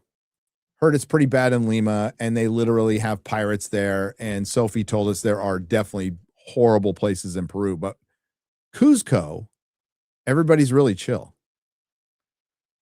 and nice. I did not eat the guinea pig. Fuck no.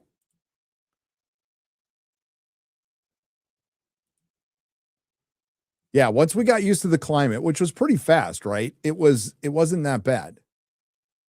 Right? I felt like it hit you the first day. I can't breathe.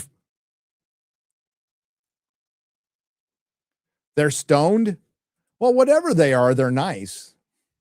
I don't know. I know a lot of listen, I used to smoke weed every day. I knew a lot of fucking assholes who became bigger assholes when they got stoned. I didn't. I was actually pretty fun when I was stoned. I just like to listen to Pink Floyd, eat Fruit Loops, and watch G.I. Joe. Do I like chicken? I do.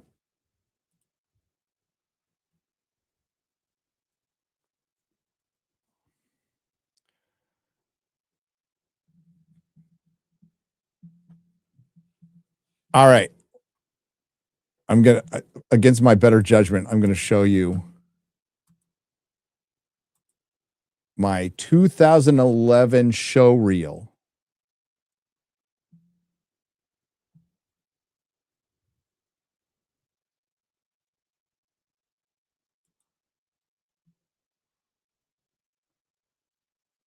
And this is all footage collected from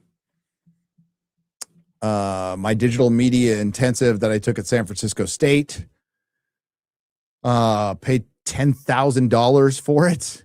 It's basically film school, removing all theory and just doing practical stuff, putting your hands on camera the first day, editing footage the first day, going to class 6 days a week for 10 hours a day.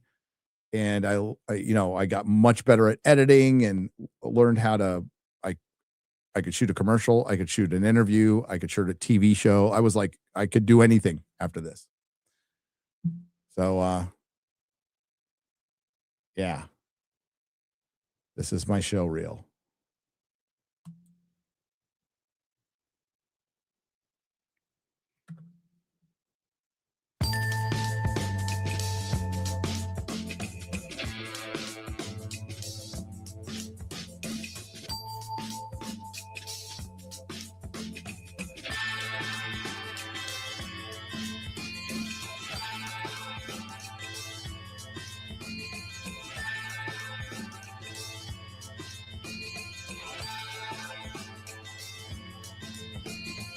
Haven't seen this in a while.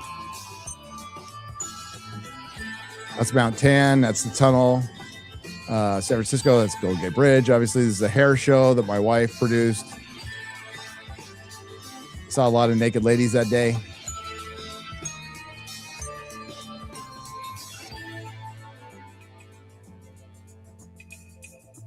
I'm, for one, always grab There he is. by the horns. Passion is the key to success. It's one day at a time. But like, that's how I live my life. That is the wine country.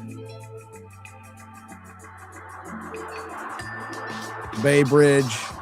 We're now leaving the city and going other places. We're down in LA for my friend's show, Black President. That's Pat Kim, my buddy, bass player, used to be the bass player of Unwritten Law. That's Christian Martucci, who got me my job at, the guy who was playing guitar, got me my job at Technicolor. That edit went fast. Hang on.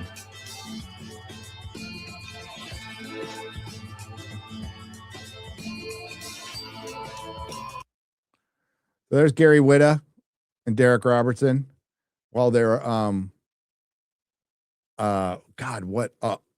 Oliver doing the Oliver Twist comic. They were working on that together. Oh shit. There they are. There's Derek Robertson. So Brent just walked in. We were doing a benefit for oh my God. My brain is farting right now. We were doing a benefit for basically a comic Ed Hannigan, who was in hospice at the time. So we were doing a benefit to raise money for him. And Brent just walked in, and this is at the Cartoonist Museum in San Francisco.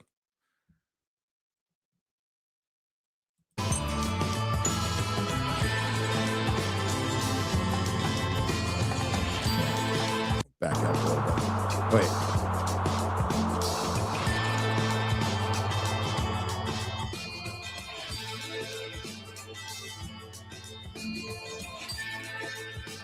That's Christian.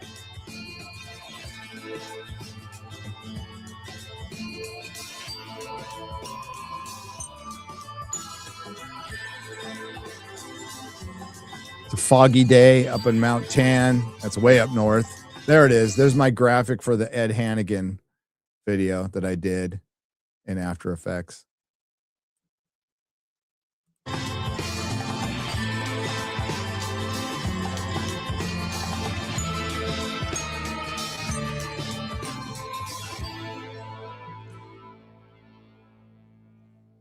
There you go. My show reel from 2011. Got me a couple jobs. The art with the cow and the UFO killing the cow was my first attempt at After Effects. So I just put a bunch of random shit in there.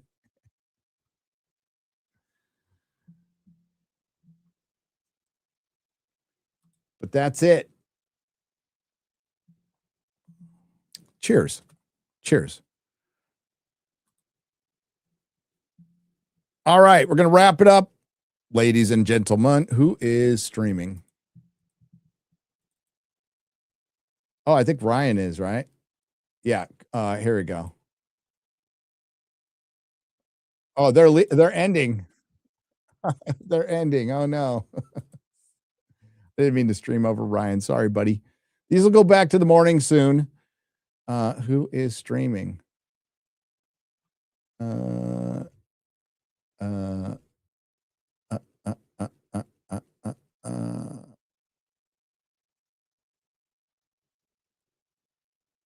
Oh, okay.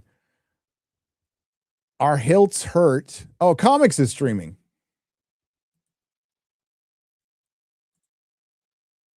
There we go. Comics is streaming. Go say hi to Comics. Surprisingly enough, Jeremy is not streaming.